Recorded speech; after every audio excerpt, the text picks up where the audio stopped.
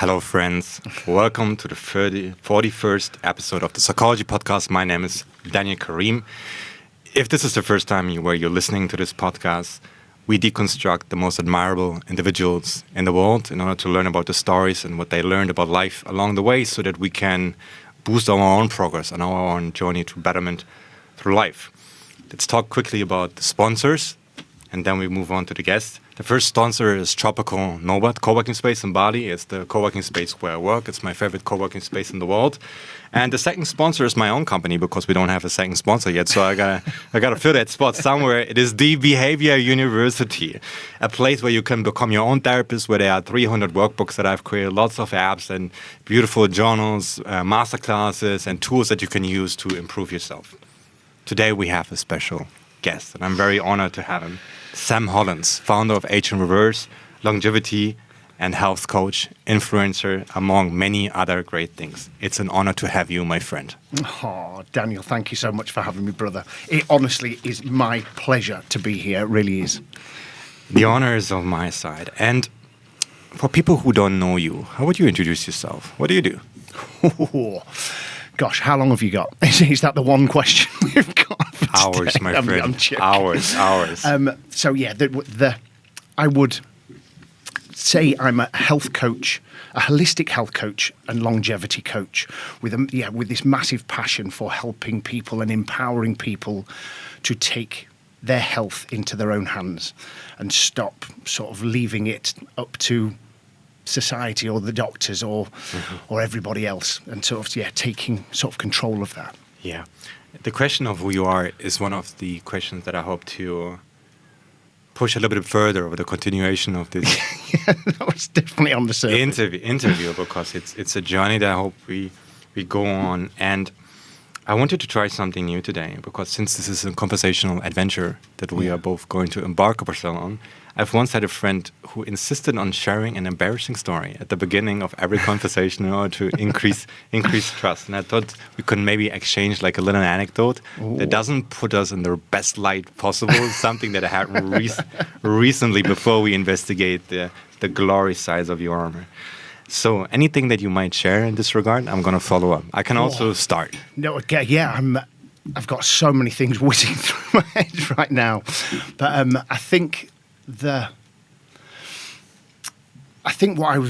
what I'd like to talk about and how it was part of my journey and one that I have got lots of guilt, lots of shame about, which is addiction. And that was such a huge part of my life that spanned for over 25 years. And it's something I'm not proud of, but at the same time, it was the catalyst for who I am today. Yeah. And my purpose is helping people with different forms of addiction. So yeah, I think, that was the... Yeah. Although I would like to beg to differ in regards to... More of a funny one, you're meaning. A tragedy transcended is not tragic at all, from my point of view. One of the things that I admired from you from the first place is how you took a dark chapter of your life and used this as ammunition to help other people to bring light into theirs. And like addiction is one of the things we have in common in a way. I struggled. In fact, the Behavior University was an attempt to stop sucking at life. for me personally, I was like, whatever who I am, it's not the way it's supposed to go. I need all the tools, I need all the experts, whatever it is that I became. I am no longer loyal to that. I need to become someone new. And this is one of the things that I hope to... I just want to say on that, it was the same for me. I was a health coach while still being an addict. Yeah. And that's why I was like, this isn't right. Yeah. This isn't like sneakily lying about it and sort of covering these things up. And that was the big, that was such a huge part of this guilt and shame that I was feeling, which pushed me to this next level. But sorry to jump in there. But no, there's no right order in regards to this conversation. And no intention for me. I'm going to just answer the questions that make me curious and see where it goes. Amazing. Sam, the name, story behind it. Oh, wow. Yeah. The story behind Sam, gosh. So my full name is actually Samuel. and I'm not sure whether I shared before that I was born in Zimbabwe. My mum and dad were very young. They're both from England, but had gone over there to. My dad had got this amazing opportunity to be to build the first electricity pylons in Zimbabwe. Oh, wow. But he was only 21, and my mum was only 18. 17 or 18. But yeah, for her to go with my dad, they had to be married. So it made them get married really quickly when they were 18. They flew across to Zimbabwe, and I was born while we were there. But so in my family, my dad's name is Timothy Sam Hollins. And so that is where the Sam comes from. But it sort of goes all the way back with our ancestors as well. My granddad's name has got Tim. It's his middle name. So that's how it sort of grew felt. up in Zimbabwe. And Did you? No, I was assuming when I looked at your first thing. I grew up in Zimbabwe, yeah. Wow. But there's obviously a big story with that too. And it was we had to leave because of the whole Mugabe situation. He was like... well, yeah, the white people weren't sort of his favourite people there. We weren't welcome at that point, so we had to leave. The purpose of this podcast is to learn about your journey. And when I see somebody who spikes my sense of admiration, it is, I sort of like treat them as roadmaps also for how to successfully maneuver through life. And hopefully they learn something along the way where if we talk about their past, we gather things that help us to improve our future. Wow. How would you define your upbringing? Like your upbringing is not like anybody I ever like this is the first time where I ask somebody like, how did you grow up? And the first like a dictator as gay. So tell us, what was the first chapter of your life like? Gosh, wow, it's a big question, and again it's really hard to know how far to go with this with you, but because on the surface level, I could easily say my childhood was great. Yeah. But through the work I've been doing, especially over the last few years, I've unlocked and through hypnotherapy and various other therapy sessions, that it wasn't quite all flowers and roses and all that type of stuff. So there's a lot more to it than that. So it's a very big question. But I suspected there's a Mugabe. I was going to say, I lived in Zimbabwe till I was about 4.5, and we had to leave. It was very uncomfortable for us there as a white family, and him sort of murdering white families. For people who don't know the situation, what happened when you were 4? So we heard that people were being murdered and being sort of forced to leave the house at gunpoint, but this was in the middle of the night, and we heard all of the stuff happening. We had to leave very quickly in the middle of the night, and we left everything behind at the house. Like we had 4 dogs, because they all ran away at the time that we heard the gunshots, but we could only find one of them, so we brought one of the dogs back with us. But we left all of our belongings there. Obviously, I don't have real memories of this. It's all from stories, but I think my body still has memories from it, of that shock that my family were in at that point. But yeah, from the stories and from the photos that I've seen, I was really happy there. But we were... Again, it's just from the photos, really, but we were the only sort of white people that we really knew. And I've got these wonderful memories of that. My friends called Kudzai, Clepperton, Memory and Joyce. And there's all these wonderful pictures of me being pushed on a swing by these African children. And they were apparently, my mum would tell me that they loved coming round to ask if they could push me in the swing, could they push me in the pram, could they do all these types of things. So those stories are really beautiful. But there's almost the sad part about this is I've never been back since I was 4 years old.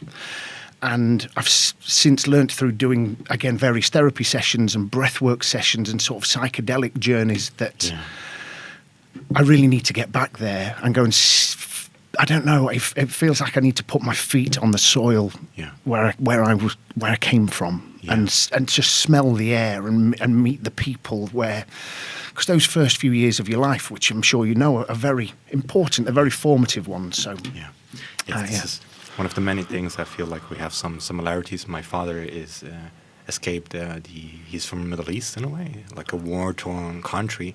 And one of the things that I noticed when I started writing books about trauma was that it doesn't necessarily has to be you who has to be traumatized. Yeah. You know, it doesn't only have to be your memories. It can also be the memories of the people around you, where you learn from them, like a permanent feeling of insecurity in a way. Where it's like, my father didn't ever know what it means to be safe, and that level of going through the world, always looking over your shoulder, is something like I just learned from him. And to this day, I haven't. It's still something I carry with me, like issues with trusting people, committing to something in a way. My God, tell me about like how this chapter shaped your parents, and what were their kind of characters were they, if I may ask? Gosh, of course, yeah. My mum, is the most wonderful, caring, loving mum in the world. Like I'm sure most people would say. Well, yeah, I'm very lucky and fortunate to say that. I would say, is an overgiver.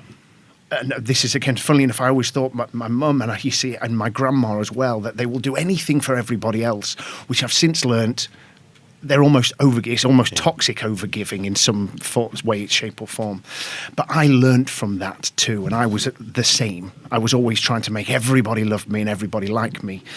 But still, without going into that side of stuff, the psychology of it, my mum was wonderful.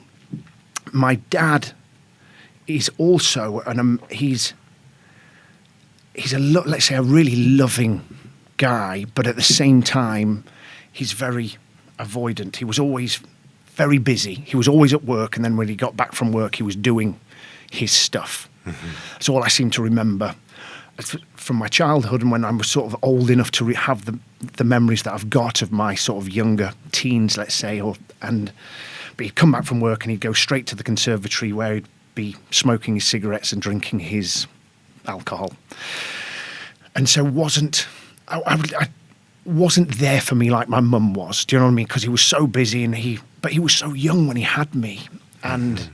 How old were they, if I may ask? So my dad was 21 and my mum was 19 when they had me. And again, they were obviously, to be in Zimbabwe 40 years ago, it's even a bit of a dodgy place to go now, but 40 years ago to leave England and fly across there and do what they were doing, they were so brave.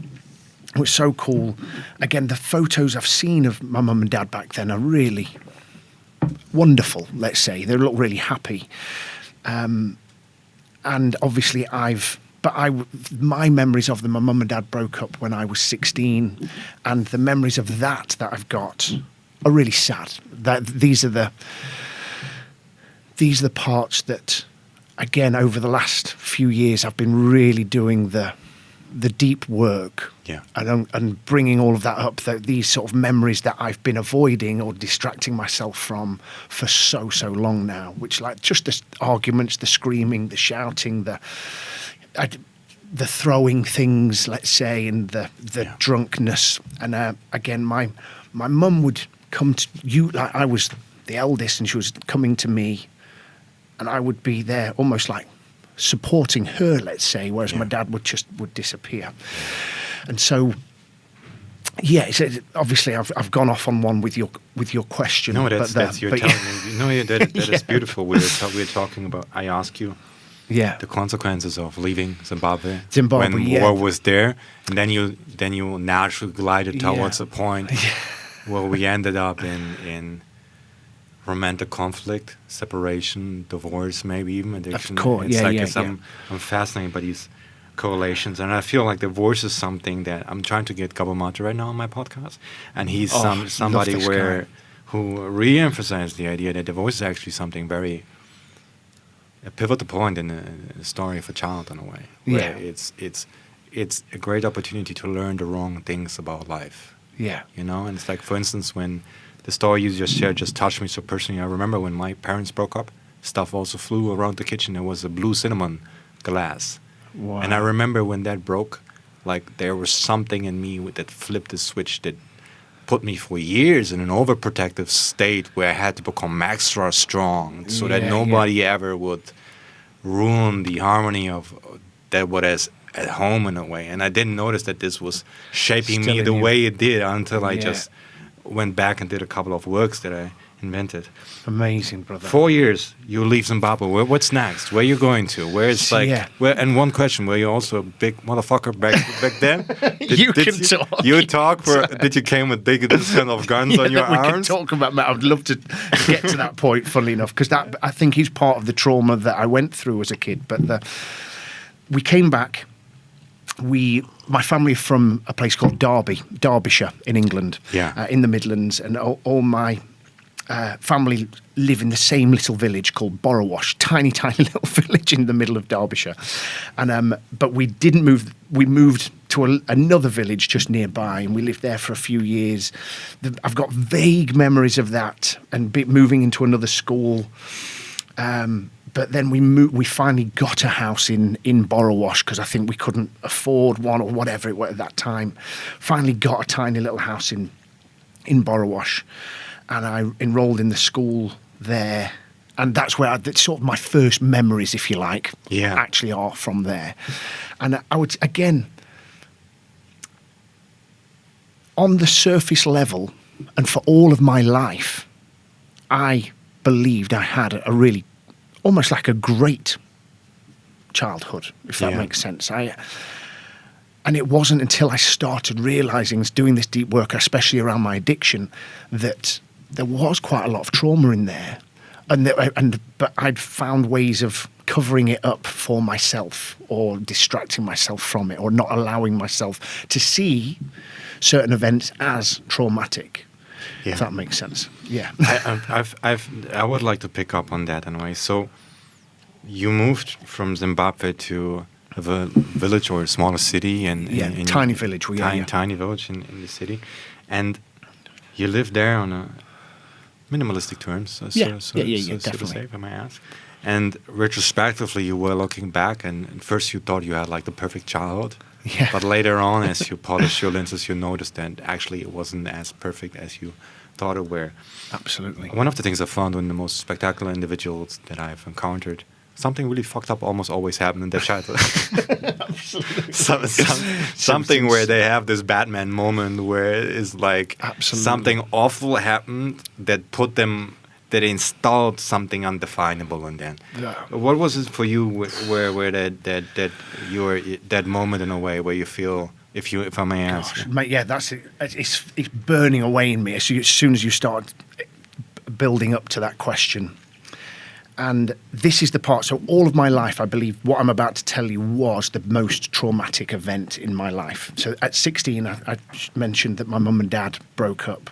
And leading up to 16, we almost had, I would again say, the perfect family, because my mum and dad were really young. They were cool. My mum's amazing and so much full of energy, and my friends would want to come to my house. I always remember that. They'd want to come to mine because my mum was cool and great. My dad was cool when he was there, and my dad worked for a car company, so he'd have different cars. And it was like, I always remember feeling cool at that point and having this sort of really great family, if you like. But then it was obviously behind closed doors. I was hearing the arguing and hearing the screaming and shouting and crying myself to sleep. I remember covering my head with a pillow when they would start arguing, screaming, or when my dad might be drunk or whatever. And when they broke up, I remember when you were just sharing about the glass, I remember an iron. My mum threw an iron at my dad, and it broke the door because he used the door to block it. There was all these different memories that, have stayed stuck in my mind, if you like. But at this point, I remember my mum coming to me while I was fast asleep. And she burst in the door and came to my bed and told me that her and my dad have split up. And she was just hysterical. And so I woke up again, in similar to the whole Zimbabwe scenario, like waking up to this, to your mum being completely petrified and screaming, crying in fear. So I was like that, and she told me, your dad's leaving. And I remember asking when. She's like, he's left.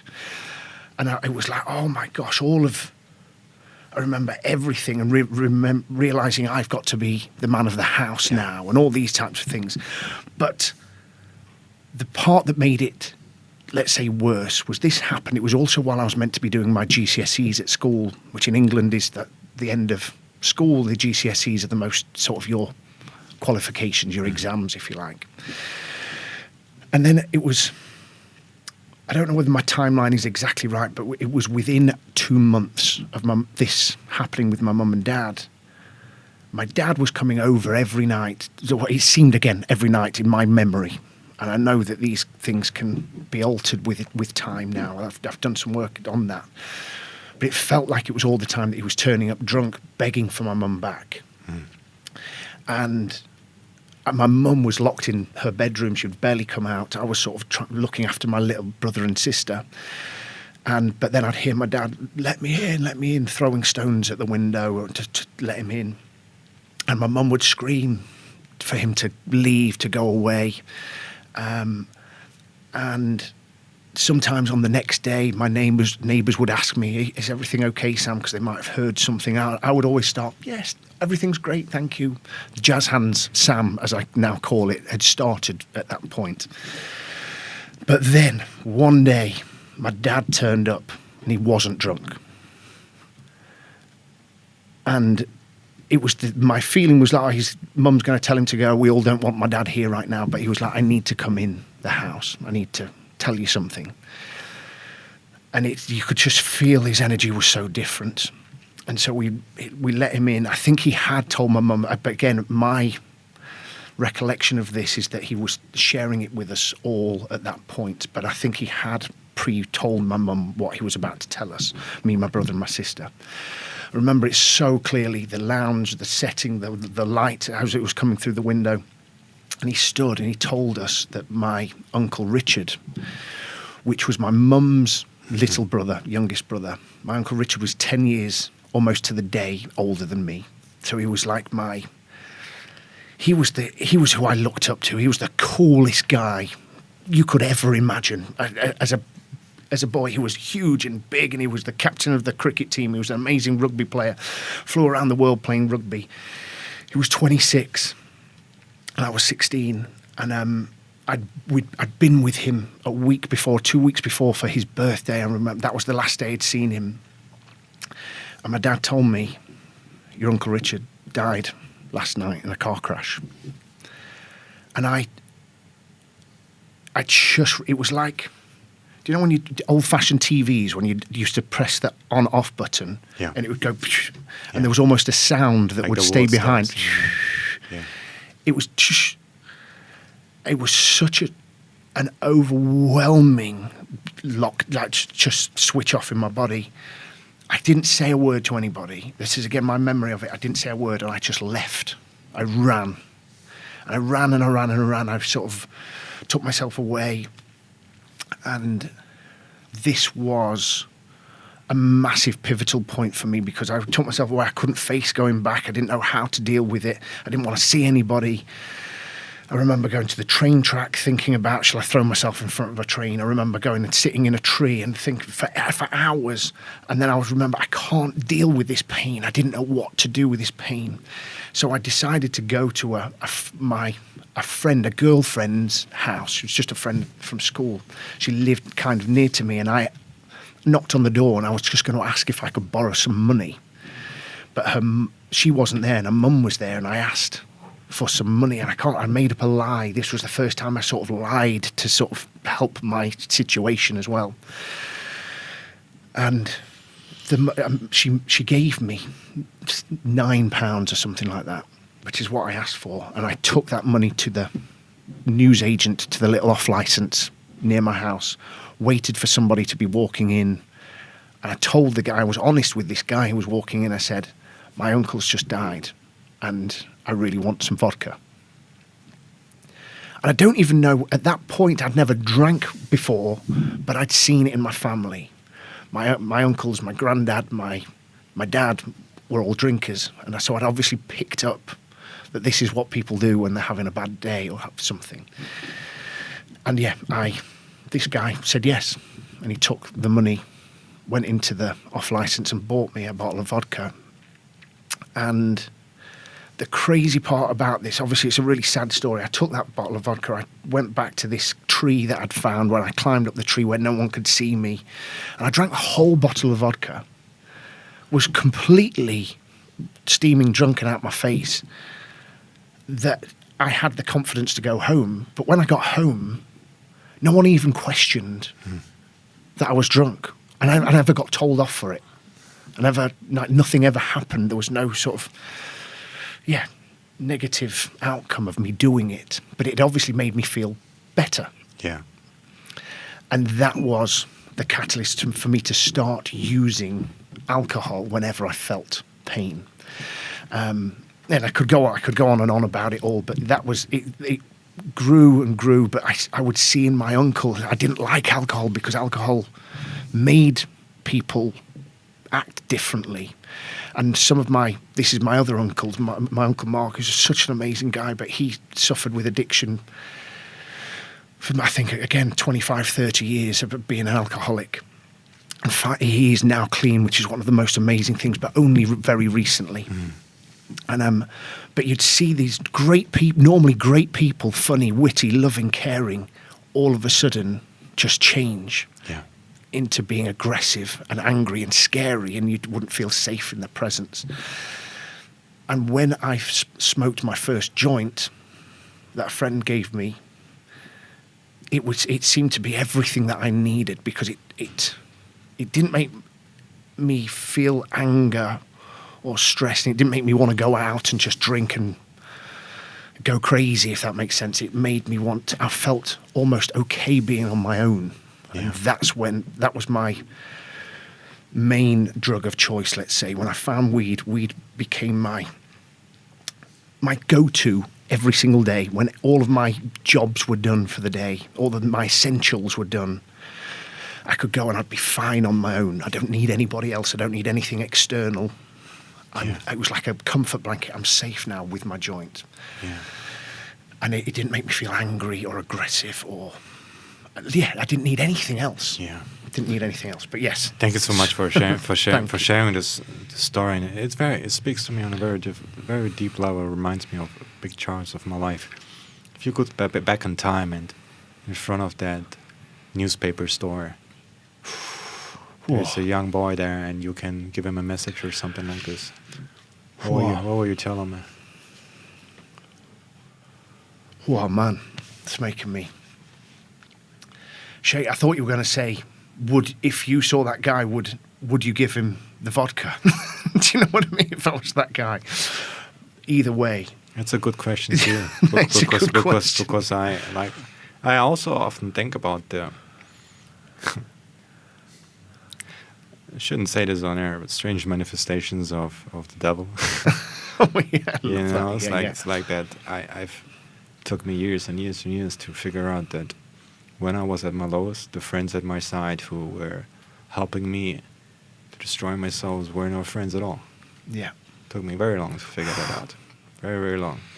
Like a friend who's compatible with the worst of you is no friend. It took me a very long time to figure that out. Gosh. If you go back in front of that kiosk, though, and like kiosk is German for... Yeah, kiosk is for off license. Yeah. If somebody else maybe or you is in that situation, you could convey a message to them. Yeah. Because that seems like a pivotal point in which the trajectory was defined. Like, what would you tell them there? Knowing what you know now. So, this... I know how to say it in my mind. I can feel it in my head. It's actually finding the right words to say it, to verbalize it. Obviously, the normal one would be you're going to be okay. But one of the biggest lessons I've learned, and this has been recently, is that pain is okay. And in fact, if you can actually learn to be grateful for pain, you're going to grow and you're going to learn so much about that, about who you are, and you're going to be able to face these things that are happening. But on top of that, you're going to be able to help other people with it. Yeah. And that has been the story of my life. For so long, I was running away from pain, distracting myself with all kinds of things. Obviously, I've talked about alcohol and weed, but everything was a distraction to me. Work was a distraction, friendships, relationships, all. I'd built all of these things in my life to take my mind off the pain that I was feeling in my body. And I was the only one who had it in there, had that pain or that trauma there, and I would never share it. And everyone would think that Sam's got all of his stuff together. Sam's doing great.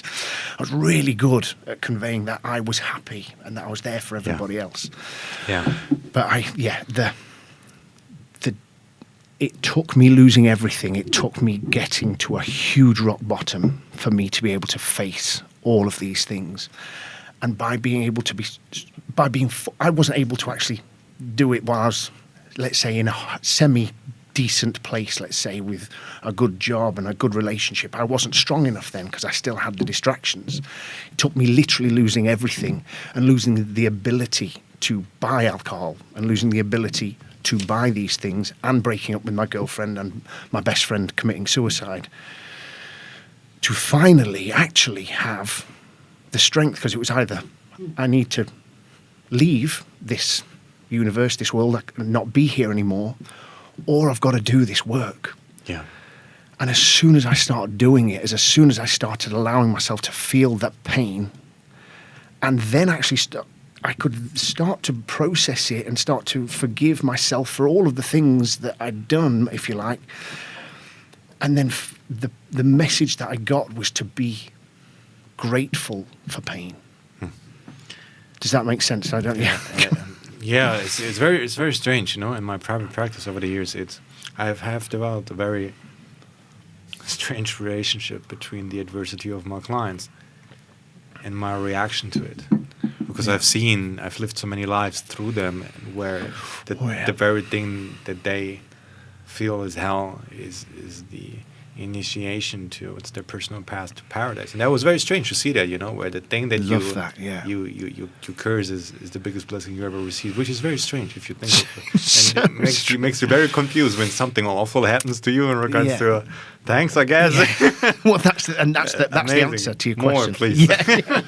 So that's going back to your question. Tell us about because I remember I was once I remember. Maybe we go there later. Yeah. What was the pivot point in your life where you discovered that? Because I feel when something happens like that to an individual, it's almost like it's a story that it gets written out. But where was the moment where you discovered you're in a journey of destruction, where you're avoiding your destiny, yourself, or something to feel? When was the moment where you took a step back and could realize? Does that question make sense? So you're meaning the part where I'd been jazz hand Sam, let's say, and sort of like making myself way through, and then all of a sudden having this moment where I think a moment of clarity where you could take a step back and evaluate. For instance, I was once a patient in psychiatry because my life wasn't really going well, and it was like everything was shit. Girlfriend just left me, and cocaine problems. I was broke, just got kicked out of university. Yeah. I was in this nut house pretty much, and I was as fucking far away from being successful as possible. So I was like, so I asked myself, like, what went wrong? What is wrong with me in a way? And they had a whiteboard, and I painted down like a graph from the beginning of my life to the end of it. And I did high moments of my life and low moments of my life, and I realized where my addiction began was, okay, there's something very awful happened in my youth where I couldn't stand being alone by myself anymore, and I started to develop these patterns of never feeling that again.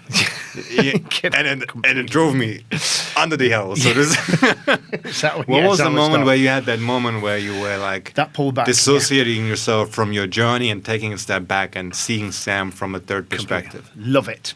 So this was, again, recently. When I say recently, we're during COVID, so during the pandemic. So I had been, let's say, I had been a functioning addict for the majority of my life. But I mean, now I realised that all of the things that I was doing, work was also an addiction. All of the things I'd built into my life were that. But so during the pandemic, I'd moved to Bali. I was running these health retreats on the Gili Islands, which I was really passionate about, excited about. But the thing was, I was still drinking every day. So I was running health retreats, doing boot camps and meditations and yogas, and we had the healthiest food on the planet. So I was still this health coach and nutritionist, but I was also serving my customers healthy cocktails too, because my life had always managed to find ways to work within an environment where it was still okay to be doing these things, if that makes sense. Yeah. And so, yeah, I was still drinking one bottle, if probably more like 2 bottles of wine a day, and still running my health retreats as well, and had built, this way to do that. Anyway. How old were you at that point? 37. 36. 36. When 36. When was the story where you were in front of the newspaper store? 16. 20 years. Yeah. 20 years. Yeah. So that's 20 years of alcohol and weed and stuff like that. So, but I'd actually, since I've done the work around my addiction had started earlier than that for me as well. Nutella was actually my first ever addiction, which is a whole other thing that I will go off on one. I used to hide in my bed and steal Nutella glass and would eat that with a spoon. Mate, that's exactly what I did. Like, Yeah. I again would steal it. My mum wouldn't buy it. We didn't have the money to buy these things. So I'd steal it from the supermarket and I'd have a spoon and keep it under the bed, like a crackhead would keep his crack. And I was going and eating the whole thing. Yeah. Anyway, it's a whole other thing. But okay, so there was something working underneath for many years. How was the pivot point for you where you discovered that you wanted to change your ways, even though you were successful from the outside parameters, but personally there was something going on deeper in a way. Where did you discover that, and how did you turn your life around? Great again. So because of COVID, so I'd moved across. I'd had a girlfriend for 8 years that I'd been with, but she'd said, go over there. It was a dream of mine to start my retreats. She's like, you go ahead and start them, and if it works, I'll come. It was going really well, and it filled up faster than I could have ever imagined. It was all great, but then COVID happened and everything shut and everything closed down, and all of a sudden I'm there on this tropical island with nothing to do at all. And so all of these demons come back, especially the Gili Islands, Gili Tea that I was on. I don't know if you've been there, but it's a beautiful place, but it's renowned for parties and drinking and stuff like that. For people who don't know, it's like a little island in Indonesia, and there's only horses there for whatever reason, right? Horse and carts and bicycles. Yeah, and it's a lot of tourists come there to get shit-faced. Like a lot of Australians, a lot of Americans go there to... Yeah, well, again, so there's 3 of them. Obviously, there's 3 islands. One's the Yoga Island, Gili Air, then there's Gili Menu that's not got very many buildings on it. It's still very much like paradise, if you like. And Gili Tea is this party island. And there's one side of it that is party, but the other side is actually really beautiful. And I was working on the other side, and I didn't even know the other side existed, if you like, because I was at the hotel retreat all day, every day. Yeah. But then as soon as COVID happened, everyone disappeared, all the tourists went, and it was just people who owned hotels and bars that were left on the island. And everybody just was drinking from morning till night. It was very easy just to go back into that. And because we were all thinking COVID was only going to last a month or 2. Mm-hmm. The tourists will be back in 3 months, 6 months maximum. And so we loved it at first. It was fun. We had the island to ourselves. But that became darker and darker and darker. And so I eventually moved from Gili to Bali because it was getting a bit like that. Do you know the film with Tom Hanks? And he's got a coconut called Wilson. Yeah. That's what it felt like over on the Gillies. Yeah. Anyway, moved to Bali. And the thing was, it was just more of it. There was COVID had sent all the tourists back, but there was still lots of expats living here.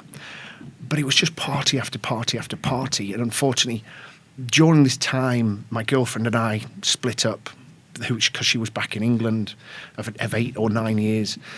also I'd lost my job, which is my purpose, because my job was also, now we know, is an addiction. Me helping other people took the spotlight off me. Does that make sense? That was the thing I've learnt.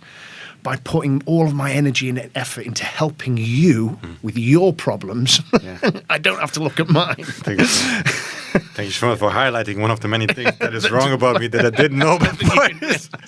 Why I'm doing Excuse me, I need to go to therapy again. What am I doing here? Okay, so you discovered it was like almost like whack-a-mole in a way, where it had many different, the escape from pain, many different phases. So even you left Bali, there was something within yourself you couldn't escape, if I may understand correctly. Completely. Okay, and then what happened? So I was with this group of friends from the Gili Islands. We came across, we rented all that. The villas here were so cheap. We rented this amazing villa because it was COVID and there was no one here. But we were out every single night. And I hadn't realised just how much money I was spending. Yeah. And I was just spending, going out, partying. And again, my girlfriend and I had split up of 8 years. And so I was drinking and womanizing, let's say, and just distracting on a whole other level. And then it hit me. I looked into my bank account and I had less than a month's worth of money left. Yeah. With no job, no tourists coming back. I was hit with am I going to have to go back to England? Oh my gosh, I didn't want to do that. What am I going to do? Like, what am I, and it was like a moment. And so I couldn't keep living with these guys these were just in that mode of partying. They were like really successful dudes with hotels and bars on the Gili Islands. So they were just doing that. And so I moved myself away from everybody and everything. And I was like, I've got to, this thing that's been in the back of my head of starting something online, which I'd always loved the idea of, but never had a sort of reason to, if that makes sense. I was like, I've got to do it. But so that was my reason for moving away. But I didn't realise was by moving away and getting away from I've not got any money to distract myself anymore. I've not got any friends around me to distract myself anymore. I can't even take a woman out for dinner because I haven't got the money to do it. It was like all of a sudden I had nothing, it seemed to me. I rented this villa in the middle of nowhere, like in the middle of Ubud, which is in the jungle, away from all the beaches, away from all the parties. In COVID, Ubud was pretty much closed. It was lockdown. And I was just behind in those doors. And I'm so lucky I'd rescued a little dog as well. In sort of all this mayhem, I'd rescued a dog, which ended up rescuing me. I'd fostered it. I was just actually looking after it. I said I'd look after it for 6 months. You found a dog in the midst of your darkness. In the sort of, yes, in the midst of the. Well, it was actually. Do you remember how you found it? So it was the girl I was seeing at the time that I'd met in Canggu while I was partying and stuff like that, who was a really amazing girl. Yeah. She'd said, "Why don't you get a dog so you can take it to the beach?" She was trying to help me out, and so I reached out to a dog rescue place and said I'd just foster a dog for a little while to take it to the beach to do some stuff like that. And I got Sally. But this, again, is actually a really pivotal point, because if I didn't have Sally when I moved to this place in the middle of Ubud, in the middle of the jungle, by myself, with nobody, with no access to anybody, I wouldn't be here anymore. I'd lost my girlfriend. I'd also I'd had this other girl that I'd been seeing a little bit as well while I was drinking every day, that I'd met here.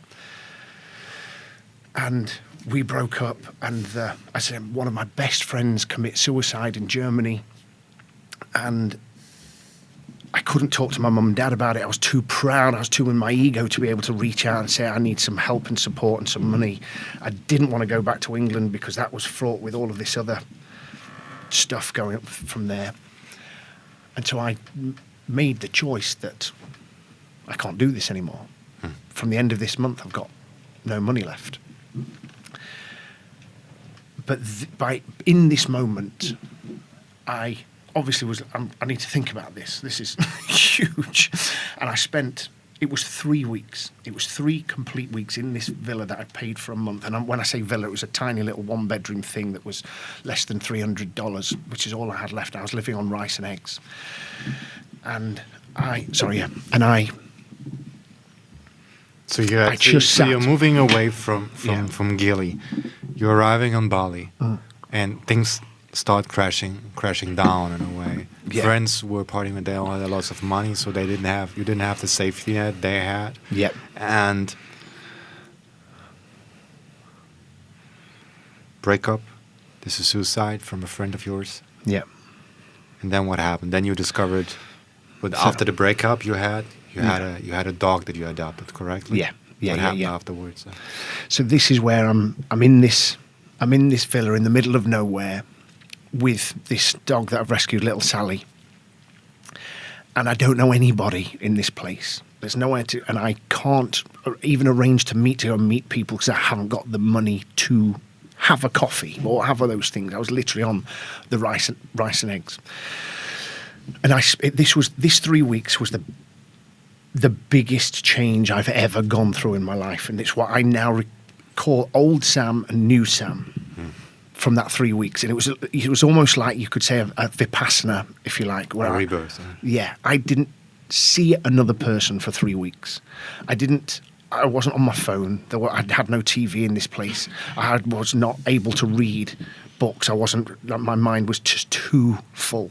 And I just laid in bed or laid on the sort of the sofa type thing, or I laid on one of these sun lounges outside and was just staring at a ceiling, staring at the roof or staring at the sky for 3 weeks. And it was, in that time, I relived every single event that had happened in my life, anything significant from as early as I can remember, from, again, sort of like vivid memories of Zimbabwe, tiny, tiny little things here and there, but especially around my mum and dad and the breakup, especially around my uncle Richard and that news. And then the bigger things were the ones that I thought of first, the big events. But then as the days went on, smaller ones would come up. Smaller things like something as simple as me coming out in the first day, we went on a school trip to the swimming baths. And it was the first time we were swimming together. I was so skinny. I'm 6'4". I was literally skin and bones. And my mum had packed me my little trunks and I obviously would get changed in the thing. It was exciting to be going to swimming, and I put them on and I came out into the swimming baths and all of the kids just burst out laughing, pointing and laughing at me. And I'd forgotten about these types of things, completely forgotten. But all of these memories were coming up for me but they felt so real. It was like they were happening almost like a dreamlike state. And I was going back to being that 11-year-old Sam going out into the swimming baths. Another time when I put my hand up in a school lesson to answer a question and I got it wrong and the whole class laughed at me, which is now why I was nervous to just do public speaking, and I've linked all of these things back. Even this is kind of a funny one, which you won't believe, but had such a huge effect on my life. I remember being at a family Christmas. It was a family Christmas, the whole family all together, all my uncles and aunties and grandparents, and it was a place I used to love going at Christmas. And I remember wearing a Tarzan outfit. I had a Tarzan thing on, and everybody was sat watching me. And I think I was singing or dancing or something like that. And I was going for it, and all of a sudden, everybody burst out laughing. And I remember freaking out, and I remember trying to hide behind the sofa, and one of my uncles coming to get me and pull me out. And I remember going, "Get off me!" And I ran away and hid in a wardrobe. And they just left me. They thought, "He'll be okay." that event single-handedly stopped me from ever having the confidence to stand up and, like, I don't know, sing, act, perform, talk, anything, any kind of, let's say, spotlight being on me. I'd get really nervous. But again, I didn't remember it until this time that I remembered it. But that particular moment, it come to me on that day while I was in this 3 weeks. And my mum called me on that day, and it was very present in my mind. I said, "Mum, do you by any chance remember a time that this happened?" I was wearing a Tarzan thing. We were all at Auntie Yvonne's. And my mum actually she was like, "Do you know what, darling? I think I do." I was like, "Can you remember why everybody laughed at me?" And she was like, "Yeah, I think your Uncle Richard farted." Can you believe? And I was like, "No fucking way. No way. You're joking me." But as a kid, Yeah. I didn't hear the fart. I just heard the laughter. Yeah. And that had an effect on my whole life. Yeah. And you believe that passing wind can actually have an effect on a kid for so long. I know that might sound crazy, but It is a beautiful anecdote, and it's so. Before I go into what happened there, you're in the house. You're going over the significant events of your life that contributed to the undesirable situation that you were in, one at a time, facing these situations, contemplating them, and going to the bottom of them. What happens next? Oh, man. So during this point, up until, as I say, old Sam was thinking that all of these things had happened to him. Yeah. All these things are happening to me, and I was sort of doing well to be able to sort of bat them all off. During this time, I realised that these events that had happened, it was actually my choices that I'd made because of those events that was keeping me trapped in these toxic cycles. I now call it on this sort of same level, where I believe now that let's say the universe or the world, I was almost like reliving the same level on a game, if this makes sense. Like I imagine it as Super Mario for some reason in my head, that I was given the same sort of, almost the same girlfriend, the same job, the same things to see if, and they would show me these old things. But if I carried on ignoring them, these signs or these chances to learn and grow, it was all going to fall apart, and I'd have to start the level again. I was going to fall down the hole, and I'd have to start over again. Yeah. But this point, it was like I had to go. It was like we've given you enough chances now to do this level, and you're not doing it. And we need you to go through it and actually go through here. So what happens next? What was the moment where you're meaning?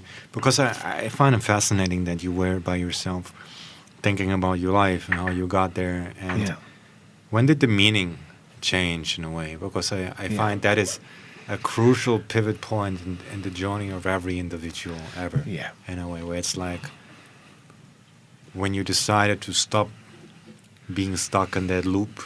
Yeah. But taking charge of your life. So this is it's still quite hard for me to talk about it without getting emotional. And I can see that I've been almost trying to jump around it. But it got to the point where I'd chosen a day that I was going to end everything. And this, by actually making the choice, because once you make the choice, I'd gone through all this sort of, let's say, pain, remembering, reliving all this stuff, then I was like, okay, I can't do anything. I don't know what I'm going to do to survive next month. I can't afford the rent. I can't do it. I'm going to end my life on this day. Then you start going into the questions of like, who's going to find me? Who's going to tell my family? What's going to happen to my body? And you start asking yourself those questions. It's like, they're questions you never think you're going to ask yourself. And it was so profound. But the funny part of it was I actually found the most peace that I'd ever found, because once I'd asked those questions and then actually thought, it doesn't even matter because I won't be here. And when I thought that, it was actually, I won't be here. And it was, I all of a sudden thought, I've not got to fight anymore. I've not got to work out what I'm meant to do. I've not got to lie anymore. I've not got to pretend. I've not got to do anything. So I won't be here. And it was beautiful. No, it was absolutely beautiful. And this is the part that is what happened after this is really hard, because prior to this I had no faith or religion or belief in anything. I honestly thought it was me against the world. I didn't think there was anybody else or anything else to support me in any kind of way. But when I finally, when my nervous system relaxed and my mind was free, it seemed, for the first time ever, from the first time I could, to have complete silence in my mind. I cried in more tears than I could have ever cried in that 3 weeks. I'd relived all these things. My tears stopped. All of a sudden, it was beautiful. I can't find the words to say that feeling of peace that I had all over me. But in that moment, this was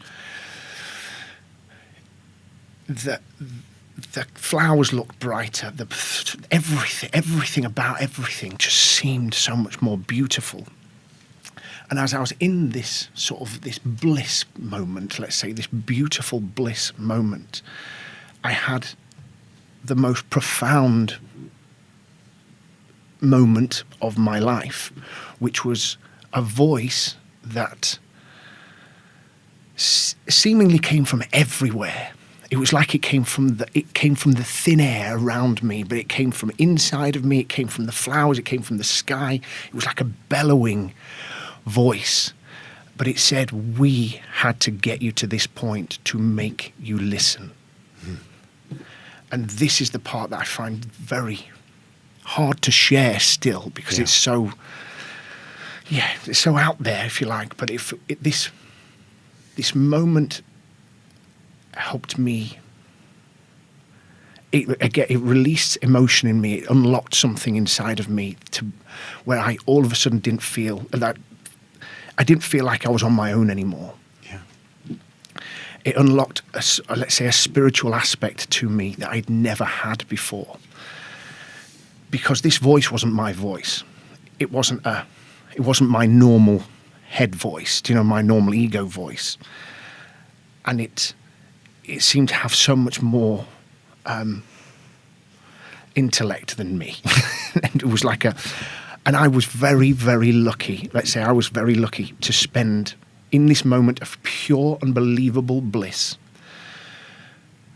I had a 10-minute conversation with this voice, which some people, since I've told this story to a few people, they've said it could have been my higher self, or it could have been, let's say you could say it was God, or you could say it was something along those lines. But it was not me. It was out of me, but it was me. Yeah. And it helped me see that it said, as soon as I can get out of my own way, I would be okay. And it would help me to see that as soon as I started using the gifts that I have actually got, I was going to be okay. And as soon as I was able to face all of these things, I was going to be okay. And it was so profound. And I actually got insight that I should have some hypnotherapy. In this moment, there was a couple of little real beautiful bits of advice that I was received from myself. There was no one else there. It was so again, you can say it was God, you can say it was me, you can say it was my voice, but it was something other than me. And it said, and I remember this, for example, the conversation went like this when it said, you need to have some hypnotherapy to remember some more stuff. And I shouted back at this voice. I was like, can't afford to eat. I can't afford what you're talking about. Have hypnotherapy. I can't do anything. And it helped me find a person that would actually do it. The voice, it helped me find a person that did it for free, which is, again, without going into too much, it was so profound and so beautiful. And when I found this person and told them the story, they looked at me and said that they'd been waiting for me. They knew that I was coming there. I get reassurance in so many ways for me. It was beautiful, and then that person unlocked some other memories in my life from previous to my uncle passing and my mum and dad breaking, that had also been very traumatic for me, that I'd completely suppressed.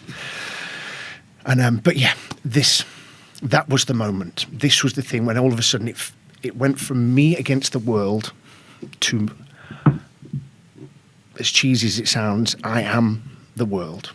A Socratic awakening, and it was exactly. So it's at the bottom of your hell. There was a there God. was, there was. It was and I haven't found there was a God, and again, or the universe, or whatever you could want to call it, and it's something that I now speak to or look to on a very regular basis, and I ask for signs or direction or help. And in the last 2.5 years since this moment happened, I couldn't have dreamed what's happened in my life since I took that advice and moved out of my own way and did all of these things that it told me to do, and then started actually being in meditation, speaking to my higher self, asking for signs and guidance, asking how to show up today. How can I make a difference? How can I help people today with my unique set of gifts? And since then, my life couldn't have changed more, if that makes sense. So after deciding to die, you found a new way into life. Yeah, it was like I did die, though. You did die. It was that, and this was like a rebirth. I almost can't remember how old Sam used to live. The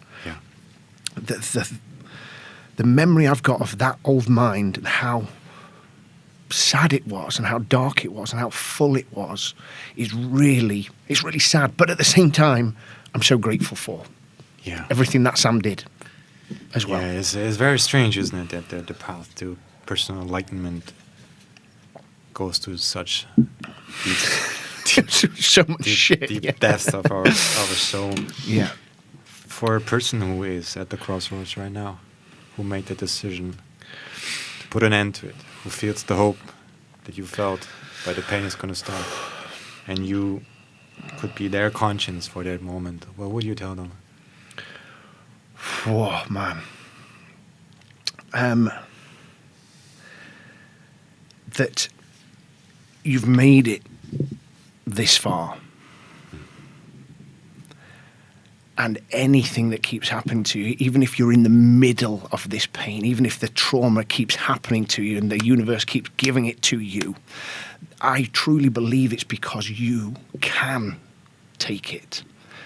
And because if you can push through that, if you can face this and almost be grateful for this pain and learn to manage it, you have got an incredible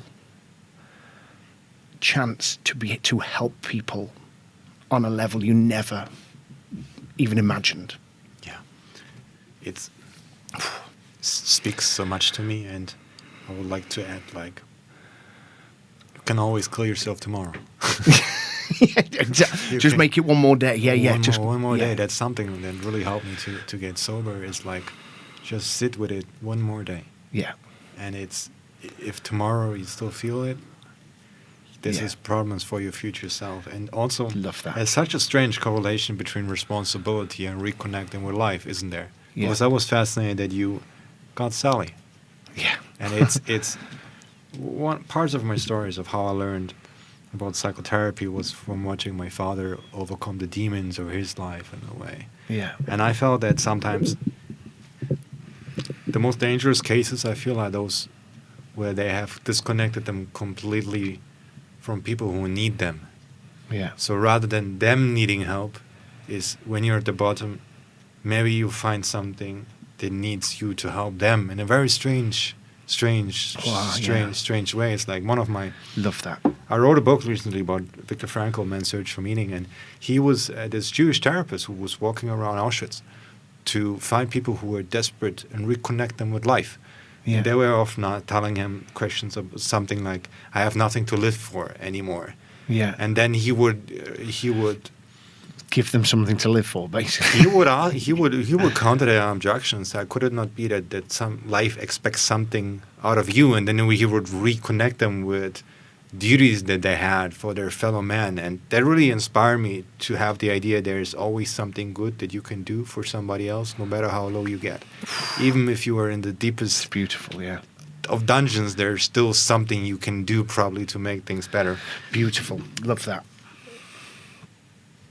Before we move on from this dark chapter of this conversation, forgiveness, Whoa. man, it's.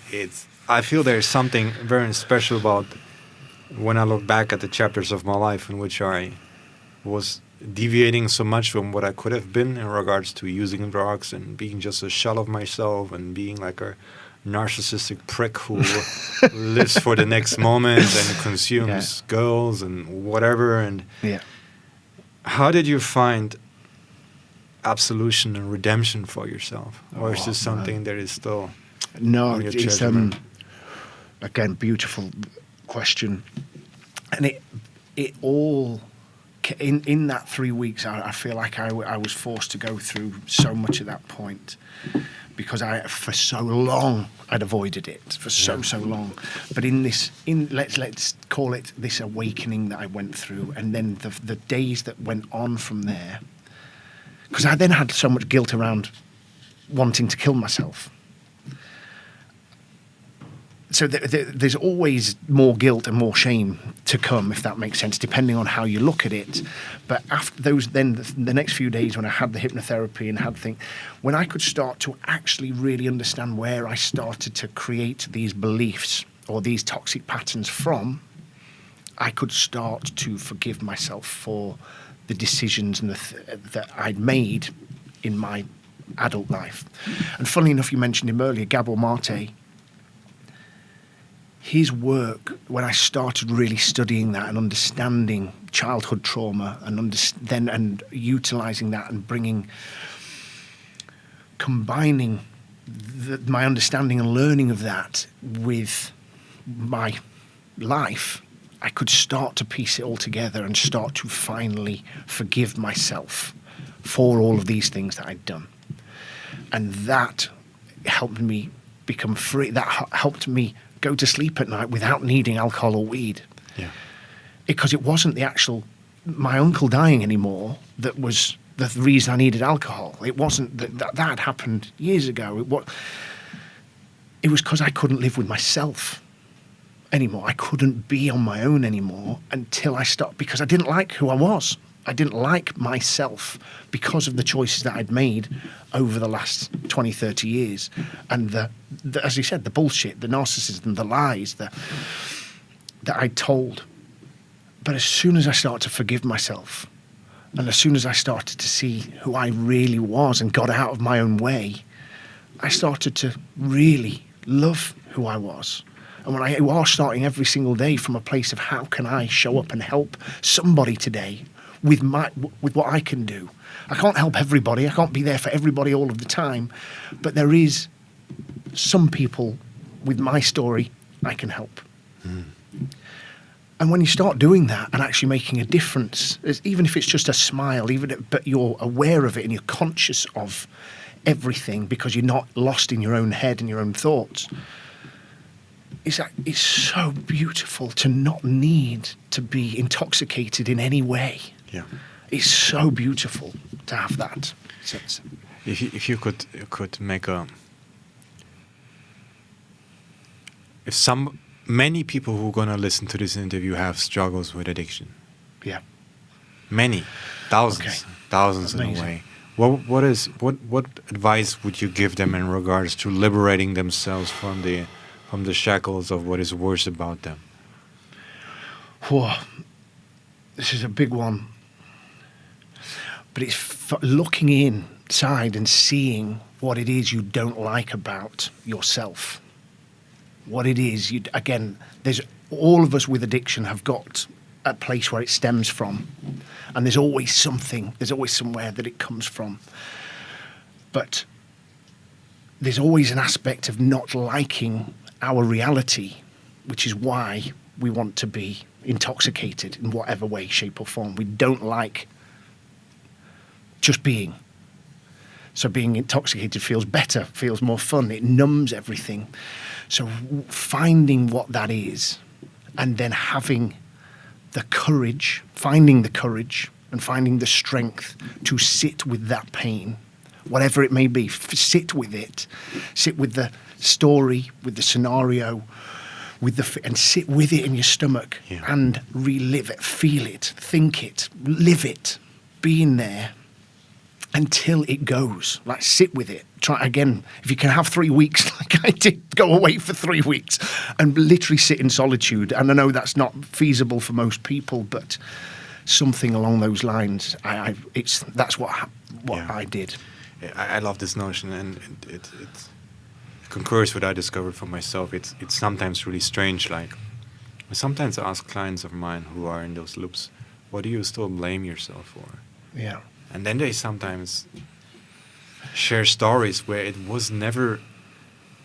They take responsibility for situations that they were never even really guilty for. You know, it's like dad left. We didn't have enough money when we were children in a way, so now I have to have all the money. So it's like it was rejected when I was 21. Got my heart broken. Now I need all the good, break all the good. Now I need to fuck everybody. It's like it's very strange if you have this confession moment in a way. Anyway, what was the moment where you felt your life was going, your first breakthrough in regards to feeling, Jesus, like, now that I've traveled to the depths of hell, now I'm further away from it and I'm having a breakthrough. What was the moment for you where you feel that I have architected a life that is amazing? Again, this is a really amazing story with what I've obviously shared with all this other stuff, with this moment that I went through that said, as soon as you get out of your own way and start using your own story and your own gift to help others, you'll be okay. Yeah. And so I'm not sure. It's something I've talked to you about, but I liked playing my guitar and singing, but I'd never shared it really before. And I'd also been this jazz hand Sam guy that always made out that everything was rosy and sweet and great. Sam's the health guy, he's the fit guy. People would come to me, and they'd come to me to ask how to get in good shape, or how to get lean, or how to be healthy. And I had all of these answers for them. And what I realised now is that, again, this was my way of people like me for that. Mm-hmm. So as a kid, when I started having this information, I was like, I need to make sure I've got as much information like this as I can, because people like me.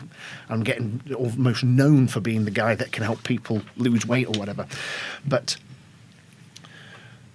gosh, I've lost my train of thought. But we were talking about a moment where, now that we've just investigated some of the rock bottom moments that turned out later to be the foundation of the development of your character. What was the moment where it went up? Because you are one of the most successful persons I know, and it's in many different ways. And I'm very happy you have a girlfriend, so you leave some women for the rest of us. And You're making me go red. That sense. So, but when did it start to click for you? Sorry. Yeah, of course. So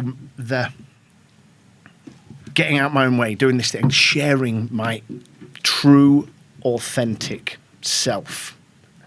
This was one of the hardest things I'd ever done, was, again, turning my sort of phone on, my social media.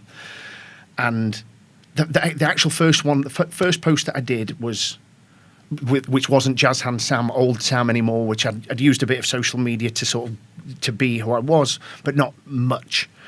We're showing, but people knew that a mask of yours, so to say. Yeah, they could. It was a picture of me, pictures of me topless, looking that kind of way, giving sort of surface level information about how to be healthy, and surface level stuff on how to get ripped or whatever. And then I did this post where I shared a song that I'd wrote, And I wrote this huge long thing about this sort of journey that I'd just been recently going through, and I shared that I'd had issues with addiction for over 20 years. I was so scared. I took so much time to write all of this. And this was the crazy part, because this voice, let's say, told me I needed to have hypnotherapy. It also told me to use these gifts. And I was like, what gifts? And it said, but it had mentioned singing. I was like, singing? I'm not going to sing. But I did it. I did a song. After your rock bottom moment, you established a covenant with your conscience, or however you call it. Yeah, and whatever. you were receiving dictates from it, and you started to follow them, and things started to get better. Exactly. Ain't Not that only fucking that, weird? mate, isn't it? Listen to the signs, yeah. And yeah. There's a whole long story behind it, but I'll go to the short part of when it started to turn around was this true story, vulnerability, honesty about my real self, my true what was going on inside of me with a song.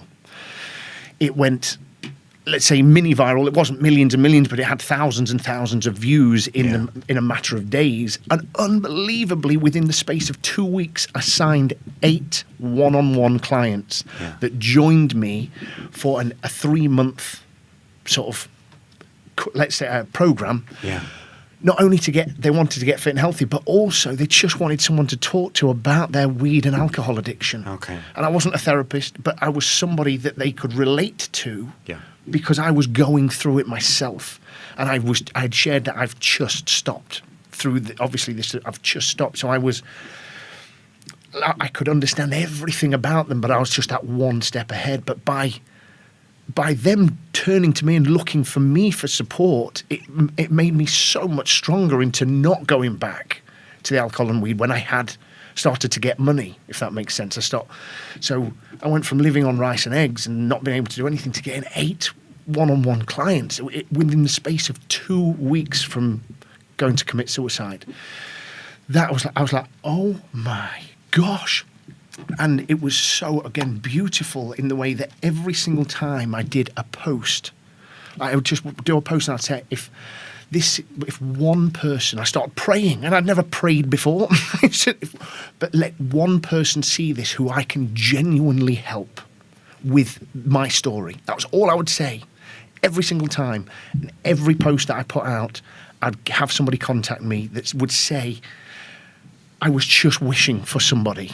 Today, I was just wishing for somebody. I was praying that somebody could help me, and your message came up and it resonated with me so much. And it grew and it grew and it grew. And within the space of 6 months, I had 35 one-on-one clients. And that's 1-hour calls with each person, and giving them meal plans and checking in with them every day, because I really wanted to help them. And it just grew and grew and grew.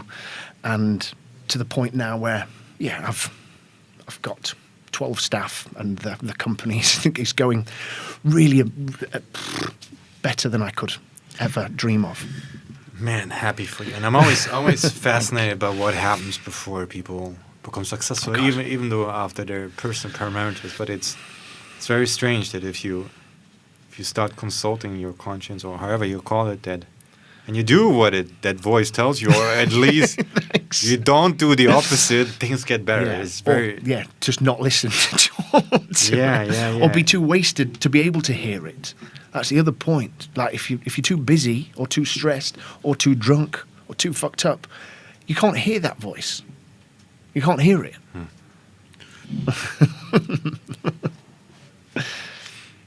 How did you reconnect to what was, before I asked that, your finest hour as a coach?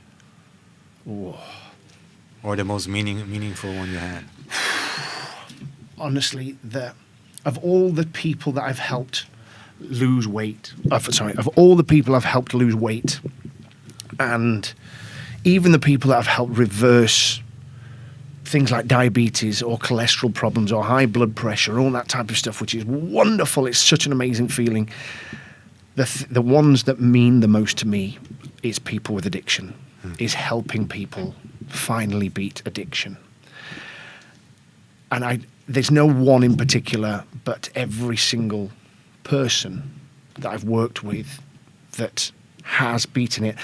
I don't want to sit here and say every single one. There's only worth saying there's been one that I worked with for 3 months, and well, it was meant to be 3, but after 2, I didn't hear from him again, and that actually sits with me still every day, and it's a new thing that I'm feeling guilt around or shame and thinking, how could I have done it differently? Am I even equipped to do this? But for all of the rest of the people, some of them, it would be two sessions, and they were completely fixed. Like when I say fixed, it was being able to go a day without this thing. And that to me has been, because it's so close to me, because it is so huge for me, because it had such an effect on my life, the addiction, because of the shame and the guilt I felt in every single day, and the lies that I would tell and pretend to people.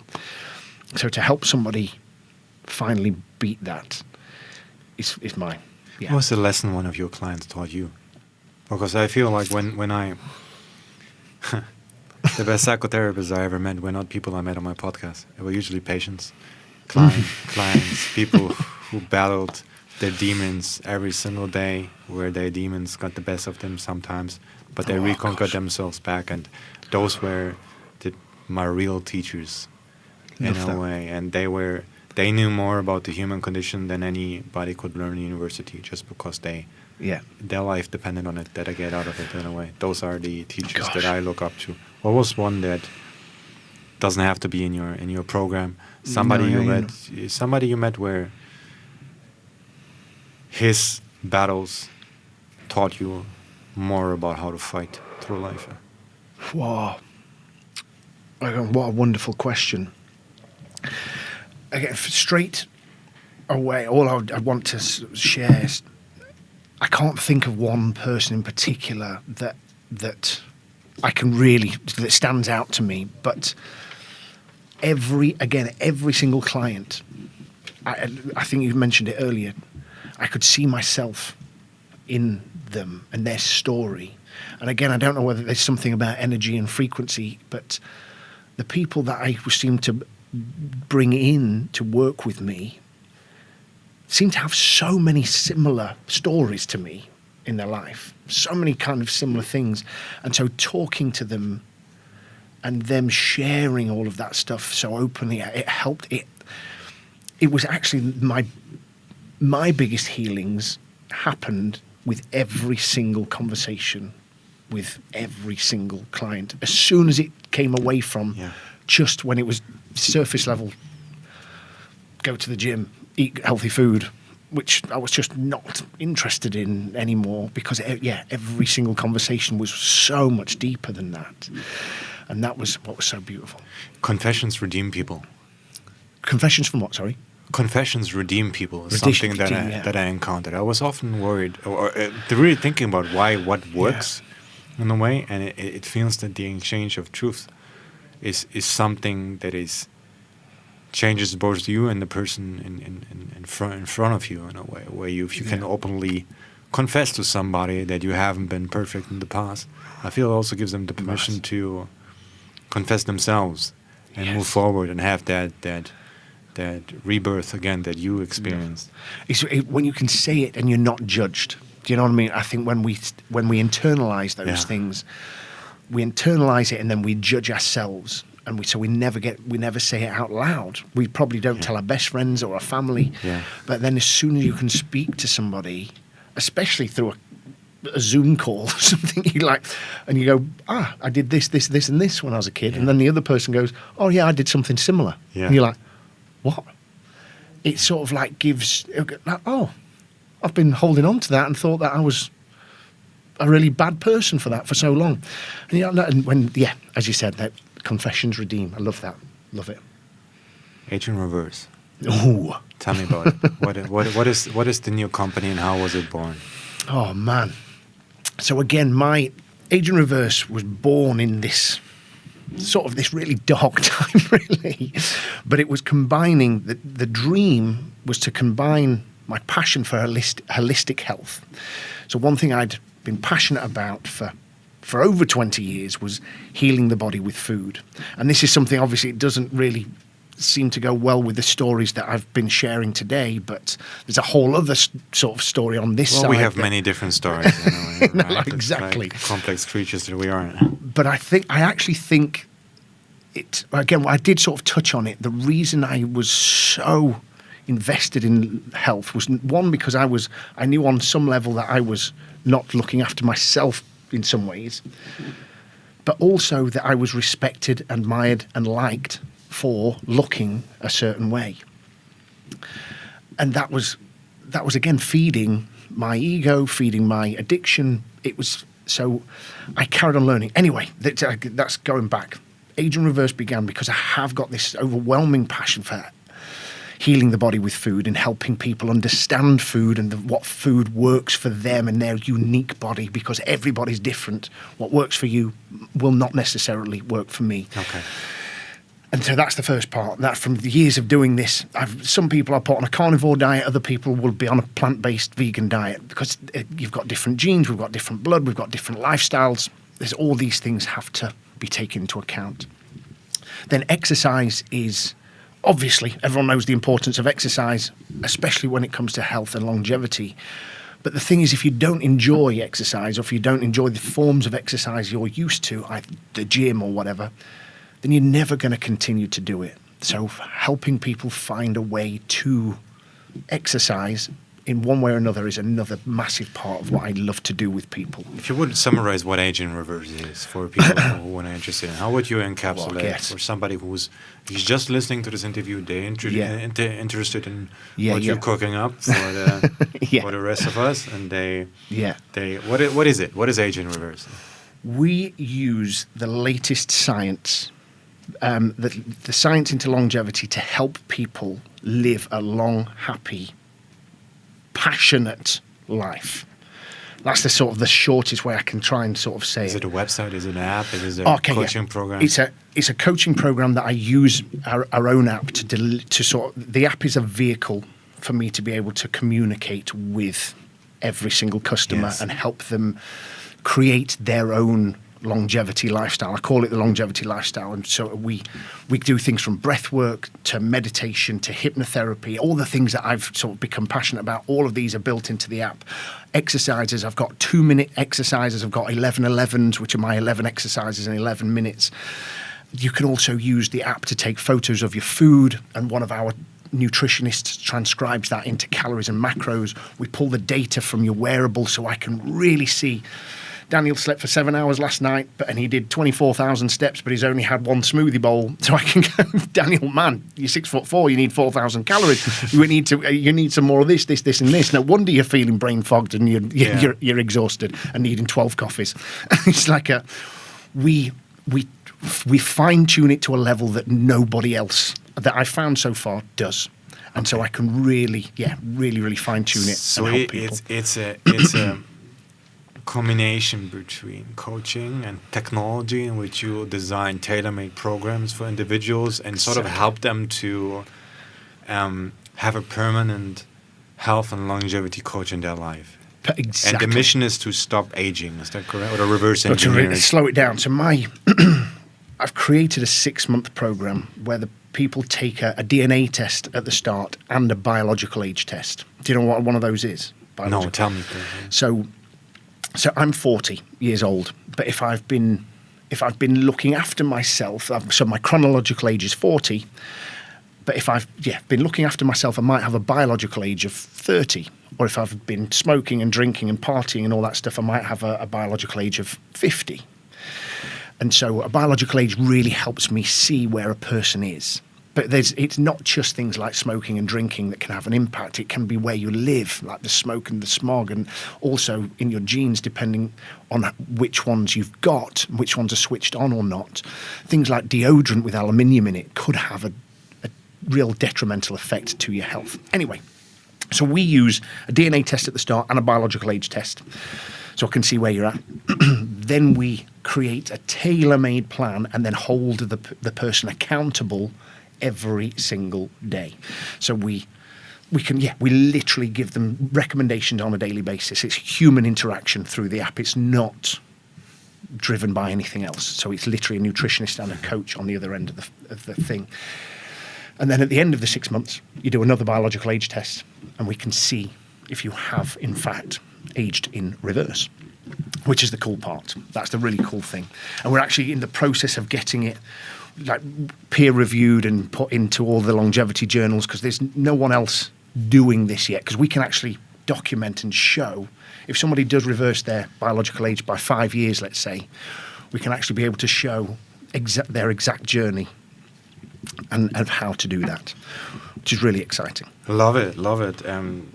It's amazing that you are thinking out of the box in order to also using the digital inventions of the world in order to help people in a more effective way. Yeah. Since you look like a fridge, what should other people put in there? Since I what? Look like a fridge. look like a fridge. I mean, you're huge. Since you look You're like huge. Give her some nutritional advice for other people who also want to look like they are knights with armor on for the 14th century. Amazing. I am.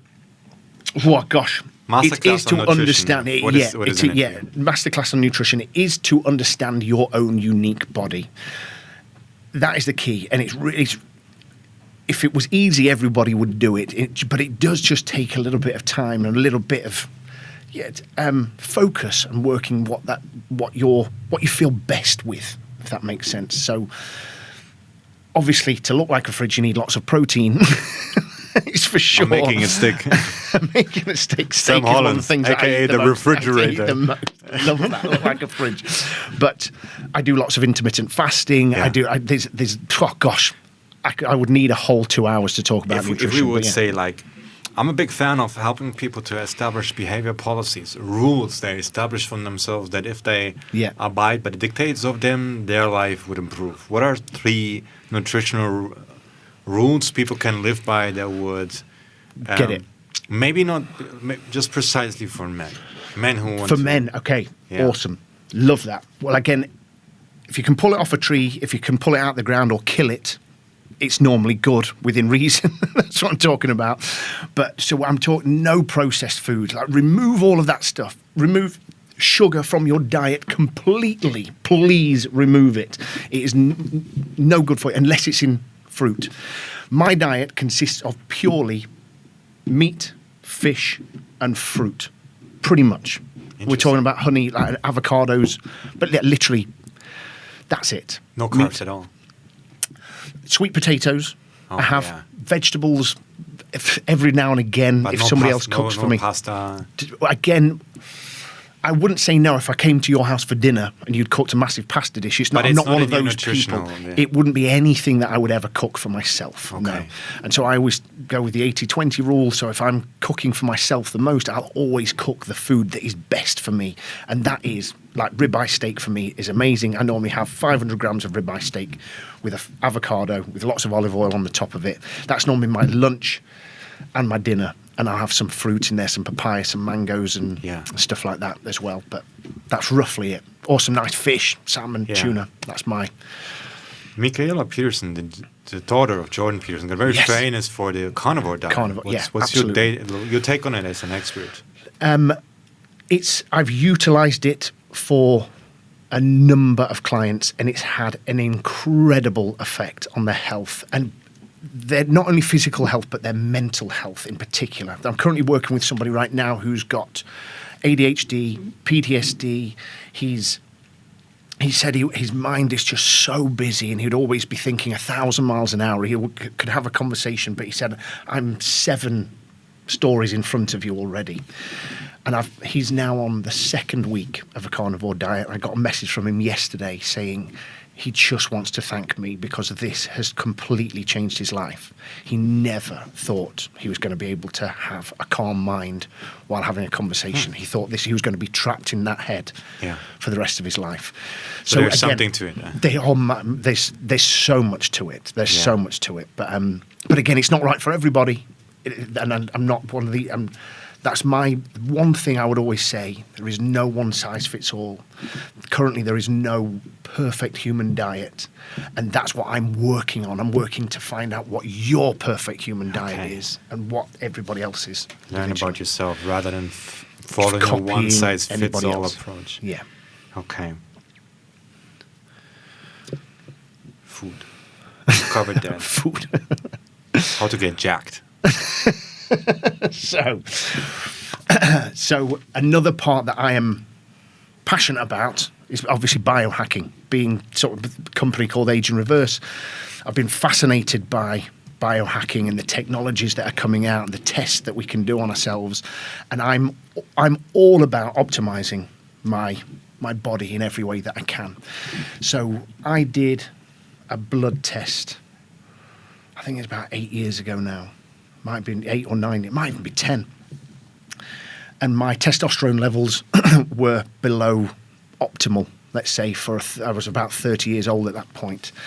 And I'd done enough research, done enough stuff to understand that TRT is an option. And there's also peptides. I don't know if you've heard of the things. I remember being fascinated by Sylvester Stallone being caught in a airport or airplane with loads of human growth hormone years and years ago, but we talked about it quite openly, and that his mum was using it as well. She's like 147, I think, or something. I don't know. But that was where I first got interested in all of these things. But yeah, I completely am up for optimizing my hormones. I've been on TRT now for 7 years, and I've put my testosterone levels are the same as a very healthy 25-year-old, even though I'm 40.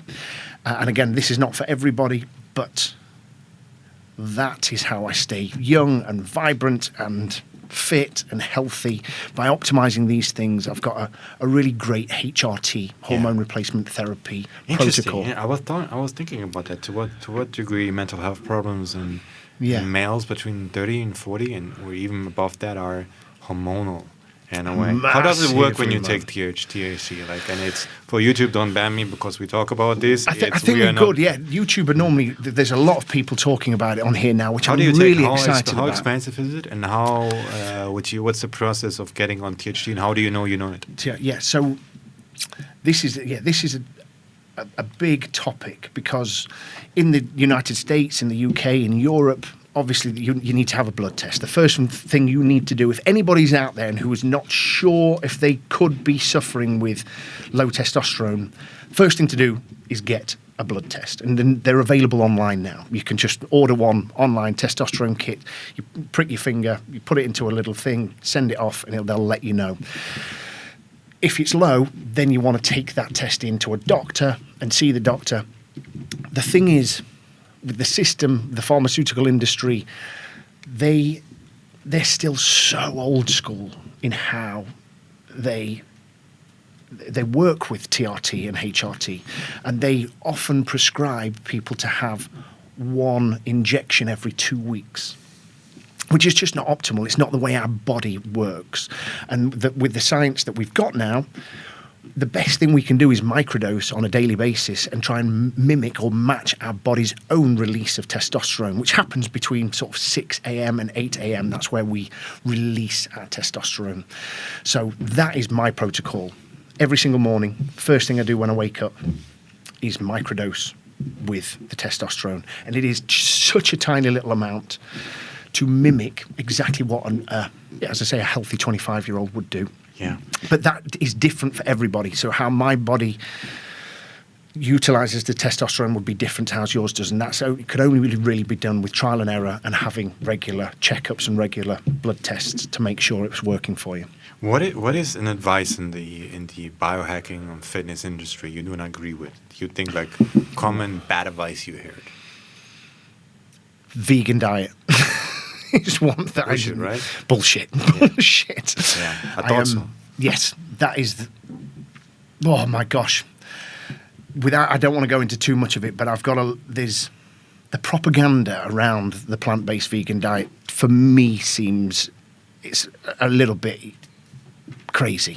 The part that I really find unsettling is that on things like Netflix, they have removed all of these amazing documentaries which have been showing people healing from a ketogenic type diet or a higher meat diet. They've been removing these, and where there's been kids who are being really, like kids with ADHD, for example, completely healing by going on more of a keto style diet. And and getting off these medications that they were on, and that like thousands of dollars per month medications that they don't have to take by going on a keto diet. Yeah. These have all mysteriously been removed, and they're promoting things like the game changers and stuff like that, which again, excuse my language, the bullshit that's in that documentary is so unbelievable. It's so unbelievable. But I found something very strange in talking to vegans. I have a very unpopular conspiracy theory from a psychological standpoint. What I found was that vegans are not motivated by their love for animals, but their hate for humanity. Oh, wow. I love that. Let that digest. What I notice is that it's beliefs and traumas like we experience on an individual level also happen over the sense of a tribe in a way. And there's like a huge guilt that humanity has for who we are and the absence of forgiving us for mistakes we are doing and only being fixated on that what is wrong about us in a way. Yeah. I think they infuse this guilt and blaming into their identity and live it out that way. But it is precisely the idea that it would be better if there would be less humans or none at all in its extreme forms, and it actually causes a lot of damage, I feel, because it's from farmers. I love that, because again, mine is the conspiracy theory for me is that they would prefer to keep people sick. They want people to go plant-based because they'd prefer people to stay sick so that the pharmaceutical industry can stay booming and stay growing. Which is strange, because if you've ever been to a farm and knows how like veggies are like being brought to you, you know how many animals are being killed. Again, obviously that side of things, but that's what I mean. That like, side is if you look into the research, it's fascinating that more are dying that way. And I think one cow can feed one person for a year and a half or something like that for the amount of nutrients that you need. But anyway, there's the propaganda around that, but I really believe they're trying to keep people sick. One of the addictions that it's been currently plaguing, particularly in the Western world, I would say gluttony. It's the mind of excessive overeating as an addiction on the individual level. Yeah. I've noticed this myself recently in my life, where I've been working so very hard, where I kind of got into the habit of ordering food late at night. It's so easy. I just had this strange aha moment with a lasagna, and looked in the mirror and said, like, what are you exactly? What are you doing? What are you doing? And then I noticed, like, okay, I've been too tyrannical to myself, and I try to feel good about something in a way. What advice do you have for people who are addicted to food? Oh, big one. Don't negotiate with your mind. That's it. That's that's it. Your mind is always going to try and keep you comfy. It's hardwired. You know all of this stuff. It's hardwired to keep you in a comfort zone. Yeah. And so when shall I have a lasagna? It's 11 o'clock. I'm a bit peckish. Shall I have a lasagna? Yeah. Yes, I can. Because you deserve it, Daniel. You deserve it. You've had a little busy day. You've been working so hard. You're helping. Do you know what I mean? When you know you shouldn't be doing that, it's the same as I always tell people when we're trying to create a new morning routine for them. When we say, right, set your alarm for 5:30. I want you to get up and I want you to go outside and do breath work or whatever.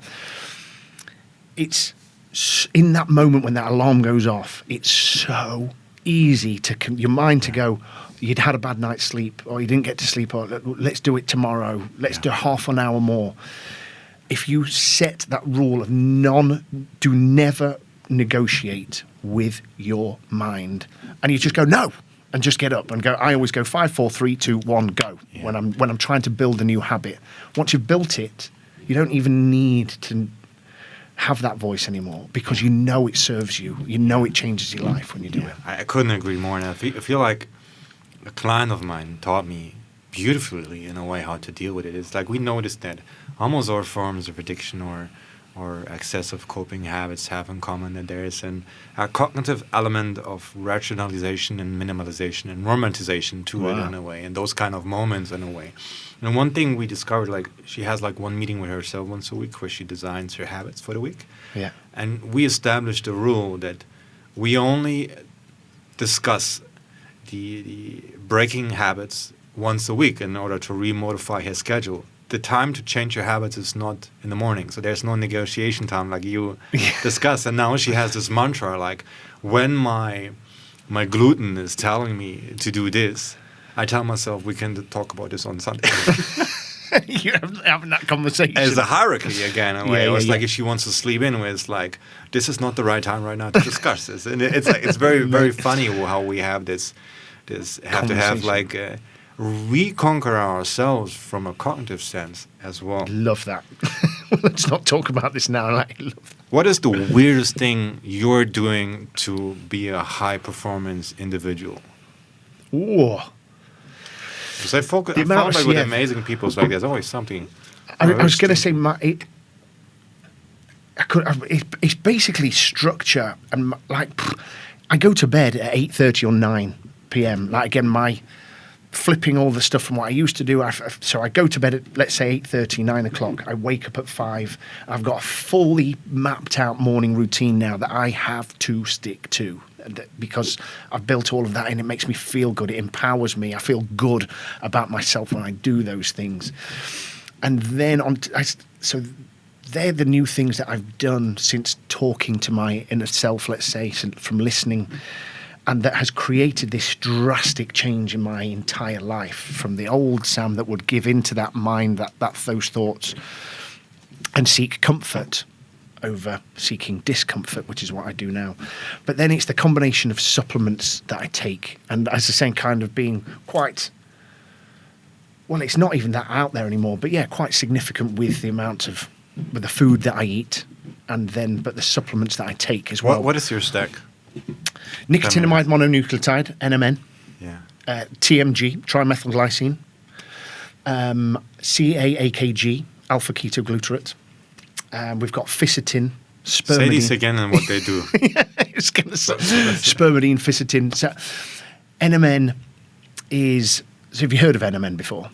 No, it's like, to be honest, I need to learn more from you. At the moment, I'm living off cigars and brownies. Cigars, brownies, and rum. There's a reason why you're whiskey. here. It's like, teach me sensei and do this now. But again, it will take a long time to explain them all. But NMN is a precursor to something called NAD. NAD is present in every single cell in your body.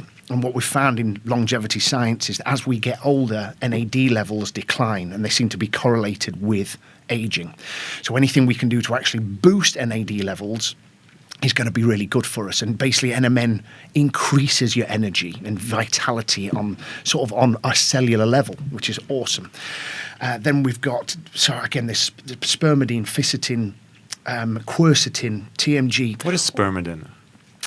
So, and has it something to do with sperm? No, it's not got anything to do with sperm at all. Who named it? I've no idea. No idea. But spermidine works on something called autophagy. Have you heard of autophagy before? The what happens after you're fasting. Okay. Got it. I was going to say. So you have heard some stuff. Obviously, to activate autophagy, we're talking about an 18 hours for some people, 48 hours for other people, depending on how much glucose you've got stored in your body. But the reason we fast is to activate autophagy, which is our body's own clean-up system. So that's our strong cells going around killing off and cleaning away our sort of dead cells, or the cells that are turning into zombie cells, or even things like cancer cells and stuff like that. That's why it's so good for health and longevity. But spermidine does that without you having to fast for 24 hours or 48 hours. So that's what's so cool about that one. All the other ones that I just mentioned, quercetin, ficitin, all that's the other ones. AKG works on your metabolism, speeds up your metabolism, which helps you with protein synthesis. Again, helps with energy. It helps you with, it helps with skin elasticity. Hyaluronic acid is an amazing cancer preventative. There's some really amazing studies and science coming out about that. But it's also a lubricant for your joints and for your skin. And then we've got antioxidants and anti-inflammatories, which the other ones sort of build up together they work on different pathways within the body. So the combination of all 7 of those, these are 7, I'd say, anti-aging biohacking supplements that I take, that Age in Reverse now has as well. We have them in our protocol that every single client takes alongside the lifestyle, the holistic lifestyle habits that we help them create. So, that's what I'm taking. So I've got, it's a lot of tablets that you take from morning, afternoon and evening. Who's the other guy on the internet who talks so much about longevity? David Sinclair. David Sinclair. What's your take on David Sinclair? Man, so he's almost I'd like to say he's the pioneer of it. This is where I've been interested in it a long time before David Sinclair. Like my first interest came when I heard or I read an article about the Hunza tribe. Hunza tribe are this incredible tribe that have been untouched by the Western world, and people on average live till 100 years old, and some of them are living to 120, 130, and the women were still giving birth in their 70s and 80s. I remember reading this and I was what is going on? And the place is fascinating. The photos of the place, the Hunza, Hunza. Hunza tribe. Hunza tribe. There's lots of different things you can look into there, but the way that they live, their lifestyles are very active. They live on live in a valley, the Hunza Valley, where the water that comes down from the glaciers is like a milky colour. And that's what they live on, but it's so full of vitamins and minerals. And so they say that the water is one of the main reasons that they live so long. But also they're living on organic land. All of that, they live like goat's milk and the animals. They don't eat loads of meat. They do eat some, and they live on apricot kernels and very weird diet. But I was fascinated by it. That was about 15 years ago. Then I started researching the blue zones, which are areas in the world where people live longer than everywhere else. Yeah. Fascinating. What do they have in common? What do people who live longer have in common? If you would have no more saying than 5 things. The polyphenols in the diet, which is polyphenols are found in olive oil, in cacao, in chocolate, and almost damaged fruits and vegetables. You know, when you find a fruit that's like it's black, and they get actually discarded in our modern world, and people want the shiny fruit ones, but the ones that have been battered and bruised have actually got more polyphenols in them, which is cool. I would say the number one thing, active lifestyles. And this is not going to the gym once a day. They've just got lifestyles where they're constantly moving a lot. Bending down, standing up, working in fields, grape picking, olive picking, all that stuff. That's what happens in most of these blue zones. The other massive one is purpose. Oh, wow. And that, again, that can actually link in with purpose and community. This is science stuff, scientific stuff, research. Again, in our world, unfortunately, when people get old, they tend to almost, I don't want to say be disregarded, but they just, you hear or you see a lot of old people just almost on their own, like spending a lot of time on their own in isolation in their houses, or they might move to an old people's home. Whereas in these blue zones, the older you get, the sort of more you're put on a pedestal, and the more people are with you every day. They're looking out for you every day, and they're wanting to talk to you, and you're telling stories, and you're part of the family. They all live together. Yeah. Do you know what I mean? It's like a different thing, and they have family and community that come together every single day. Not just once a week on a Sunday, which a lot of people do in our Western world. Yes. Or even less than that. Do you know what I mean? Yeah. So I truly believe, out of all these biohacks that I've just shared with you, biohacking, food, the right food for you, exercise, all of that stuff is important, does make a difference. But passion and purpose, I truly believe, is number one. If you have a reason to get up every day, if you're excited about what it is that you're doing every single day, that is going to supersede everything else that we've just been talking about completely. Even if you're having chips and Mars bars and lasagnas at midnight. There's one guy, this 108-year-old scientist that he loves what he does. He's so excited about what he's doing. He smokes cigarettes. But he's there every day for 12 hours a day. Yeah. Just researching, looking into it. He's like, so he needs to do this. And I think that is the most important. So retiring early with nothing to do, I think, is almost the worst thing anybody could wish to do. Couldn't agree more. And it shows the decay of the Western civilization, I think. It's because you can judge a community by how they treat their elders, I feel. And in Germany, like, we just got into the habit of putting them into elderly homes. Yeah. And It's their You just leave them. responsibility, now, which is so strange because it's precisely this distinct and authentic responsibility. This is your person to take after Yeah. that reconnects you with the purpose of life. And I never told anybody this. There was once a movie made about my great-grandfather. Shout out to Samuel Hollins when he became 111 years old. He lived to 116. But Arab people, like they count like a couple of years here and there more. So he was approximately that age. And I think he had 15 children. Really? He lived that kind of life. But I feel one of the reasons why he beat Father Time to that degree was because he was always connected and put in the center of a tribe in a way. And lived off the land, never saw, like, I don't know, automobiles or that kind of stuff. But he was in a very natural habitat in a way. And I feel like sometimes love that. Yeah. Is it all in German? It's in German. There are English subtitles. I'm gonna show it to you. I'd one day. love to see. It's an interesting case study on how to. to really live long because he did some things right. Mate, that's one of my passions. I want to do that. I want to be interviewing people like your granddad to find their secrets to longevity. Yes. Sadly, he's or maybe that's a story he made up, and he's like now an old sage, like 2,000 years old, hanging out somewhere.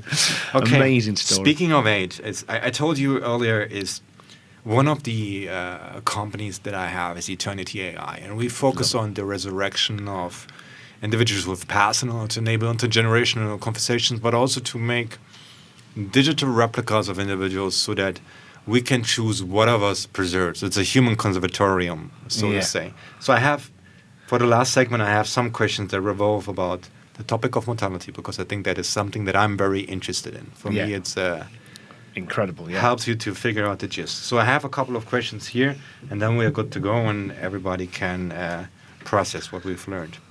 First question: what is a quote that you've lived by that has guided you throughout your journey in holistic health or in life in general? The code, did you say? What's quote? The quote? Whoa. So I'm a fan of words. I feel that there's God in them. It's funny. I love quotes so much. I use them a lot. But what's the quote I lived my life by? Have you read a book called As a Man Thinketh by what's his name?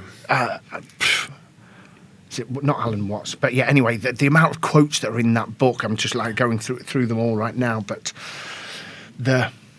I actually can't think of a single quote. But would that be like a book that you would make mandatory for everyone to read? I think every man should read that book. As a Man Thinketh. Okay. We'll find out and let them know on the notes who it's by. But I'm sure it'll come up. Backup question for the quotes. Yeah. Favorite question from Tim Ferriss. One of the person who inspired me to have this podcast. Tim, make sure that you come on my podcast soon. I'm waiting for you. If you could make a question on the coffee mug of every individual on the wall, what question would you put on top of it? Oh, what are you here for? Oof. I like that. Great question. Might not be the question I want to have in 9 o'clock in the morning. That's what I mean. 9 o'clock in the morning. You can read it. What are you here for? No, I like that. It's beautiful. If you could choose 3 advisors from history to be your advisors through the rest of your life, who would you resurrect?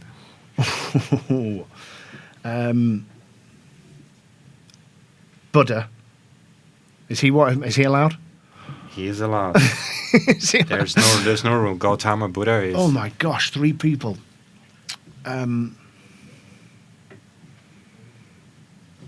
My gosh. I know this again is probably cheesy and not what you're looking for in the regard that my uncle. Your uncle. The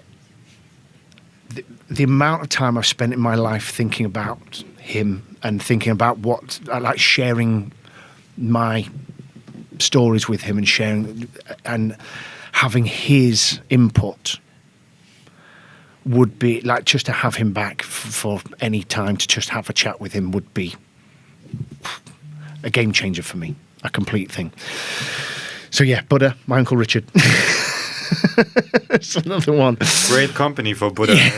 I was going to say all of us together. I know who's the third. I know it's like God, I feel like I want to say somebody really intelligent and something philosophical. You don't have, there's no right and wrong for you. Yeah, I can't get Michael Jackson out of my head.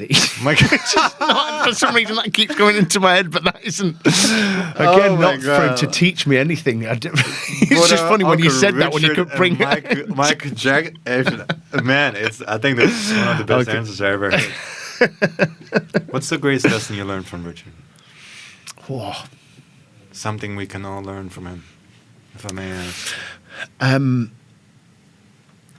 So, the thing that was the coolest thing about my Uncle Richard as a 16-year-old, and something I unfortunately didn't learn from him, but I've since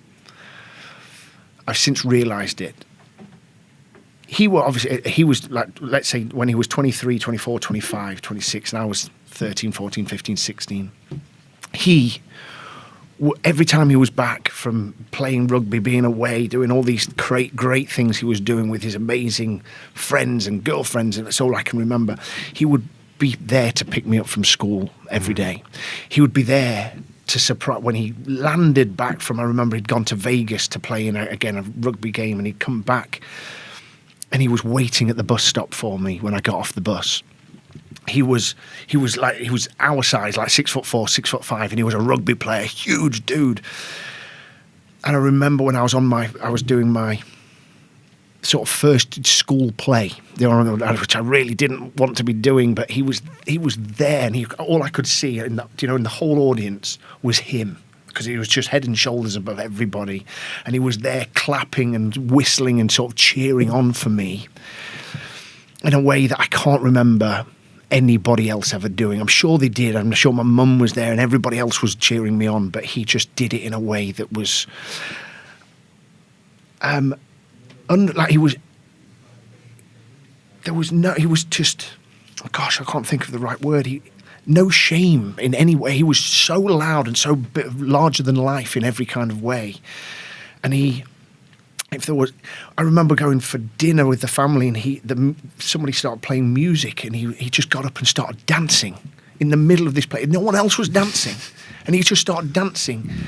And I still can't get to the point. I can't get past my ego to get up and start dancing, because I'm worried that I'm going to look stupid or be looking like, because I'm obviously long and lanky.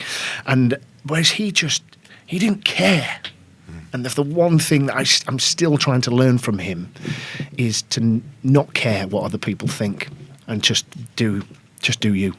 That's a beautiful notion. Caring about the right things is a pathway to not caring about the wrong. Love that. I like that. Okay.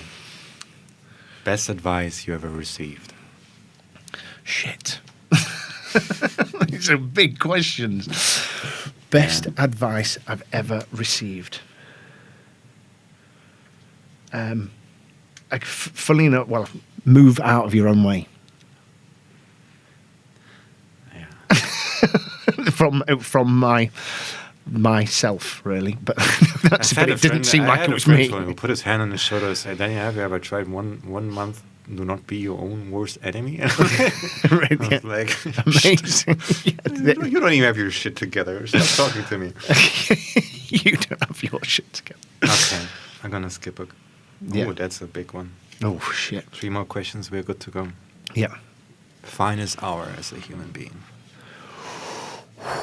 I know we've talked about it a lot, but it has to be that the time when I decided to end my life and then had this profound moment. Yeah.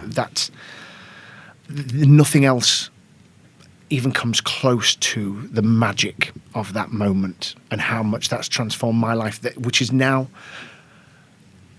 it's already changed lots of people's lives now, what I'm starting to do, but my hope is to be able to help way more people because of that little moment that I went through, a huge moment. So that was the finest hour. I love it, the idea of deciding that the game of life is worth living and that it's worth playing, and that only God knows like what kind of waves this will make in the future. I'm very fascinated recently by these domino stones where you make a decisions and Yeah. 10 years later, you look back at this. And go, yeah. What an adventure Yeah. happened as a consequence of that. Speaking of adventure, if yours will be over one day, Yes. what will be the epitaph on your gravestone? Well, what again, what did SAN stood for? It's funny with both of us, me with Age in Reverse trying to help people live as long as they can, and then you with Eternity helping people live on forever. Something really, really by the sounds of it, there's a potential that part of me could live on forever with what you're building, which is really, really cool. I really, really hope that I can make a difference. And even if it just said, Sam Hollins, he made a difference, that's all I can ever want. Last question. Suppose I were to offer you the opportunity to build an eternal hologram on your resting place. And that would be the only thing that would pass the test of time. Like a technological Dead Sea Scroll, so to say. What message would you choose to convey to future generations who would view this message hundreds or even thousands of years from now about the life you lived and the lessons you learned? Oh my gosh, man! I need some pre-warning for these questions. I think you wouldn't have showed up if I would give me your head. Oh, sorry, flat tire.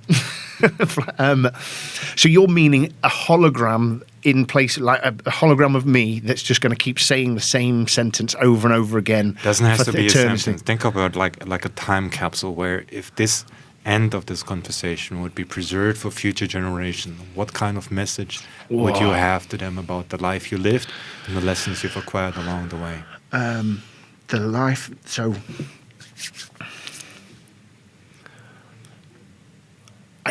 For me, the biggest question I still have is, why are we here? What are we here? Like, what are we here for? And I believe that that's one of the greatest adventures that we can ever go on, when we stop conforming and settling into just doing a job for a company to do the sort of this thing that so many people seem to fit into. Do you know what I mean? Fit into that and get a job. Let's work my way up, buy a nice house, do all the things.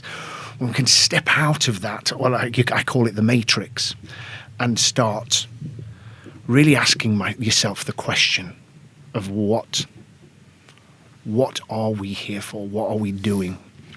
Then that's, again, if I can try and put it in that kind of way, that's what I'm meaning. What are we? Asking people, what are you here for? And truly, truly go into depth about that. Beautiful notion. I love questions. I love that whoever you ask these questions, they will find their own answers. Like with your app, you give people their own opportunity to discover their path forwards. Love it. Sam, we've made it. I've made it. Lots of thousands of people listen to this interview. How can we help you? What is something where we as a community can come together to help you to maximize your therapeutic impact in the world? Oh, man. So this is a little reflection for you that, again, that just came into my head when you asked that. Because when I first met you, obviously we met a few weeks ago, 6-7 weeks ago. And you're this huge guy. I always make this thing. I'm 6'4". I'm a big dude, but it's very rare for me to feel small and feel like a little girl. And the way how big and masculine you are. Can you say that part again? Yeah. But I mean, I'm not just blowing smoke up your ear, but not only that, but you've got this real smile. And you seemed so genuinely interested in me. You were talking to me on a level that you were really listening. And then when I explained what I was doing, you'd sort of heard me on another podcast, a tiny bit at the end. I think you just walked in, and then you asked me, and then you were like, "Wow!" And you said, "How can I help you?" It wasn't. I've never heard anybody come up with it to me like that. It's normally like. I don't know, it's normally people wanting something from you rather than the other way around. But it was so beautiful how you said, how can I help you? And at that point, I hardly knew you at that point. We've obviously since had some really wonderful conversations. But that was the moment that I was like, this is a special guy. This is a special guy that is literally, it's a very similar philosophy to me. It's like every morning sitting down, how can I help humanity today? How can I show up for somebody today? What can I do today? And so it made me immediately sort of trust you, if that makes sense, in the way that I was like, he's just looking to try and support and help people in their mission. And so I just, because it just reminded me of it, so I needed to just show that back. I imagine that. And so, because you've asked me now multiple times how you can help me, and it's been even when we've talked in the past, and it's so overwhelming to be asked that question, and it's so beautiful from a person like me who is I feel like it's my mission to help people.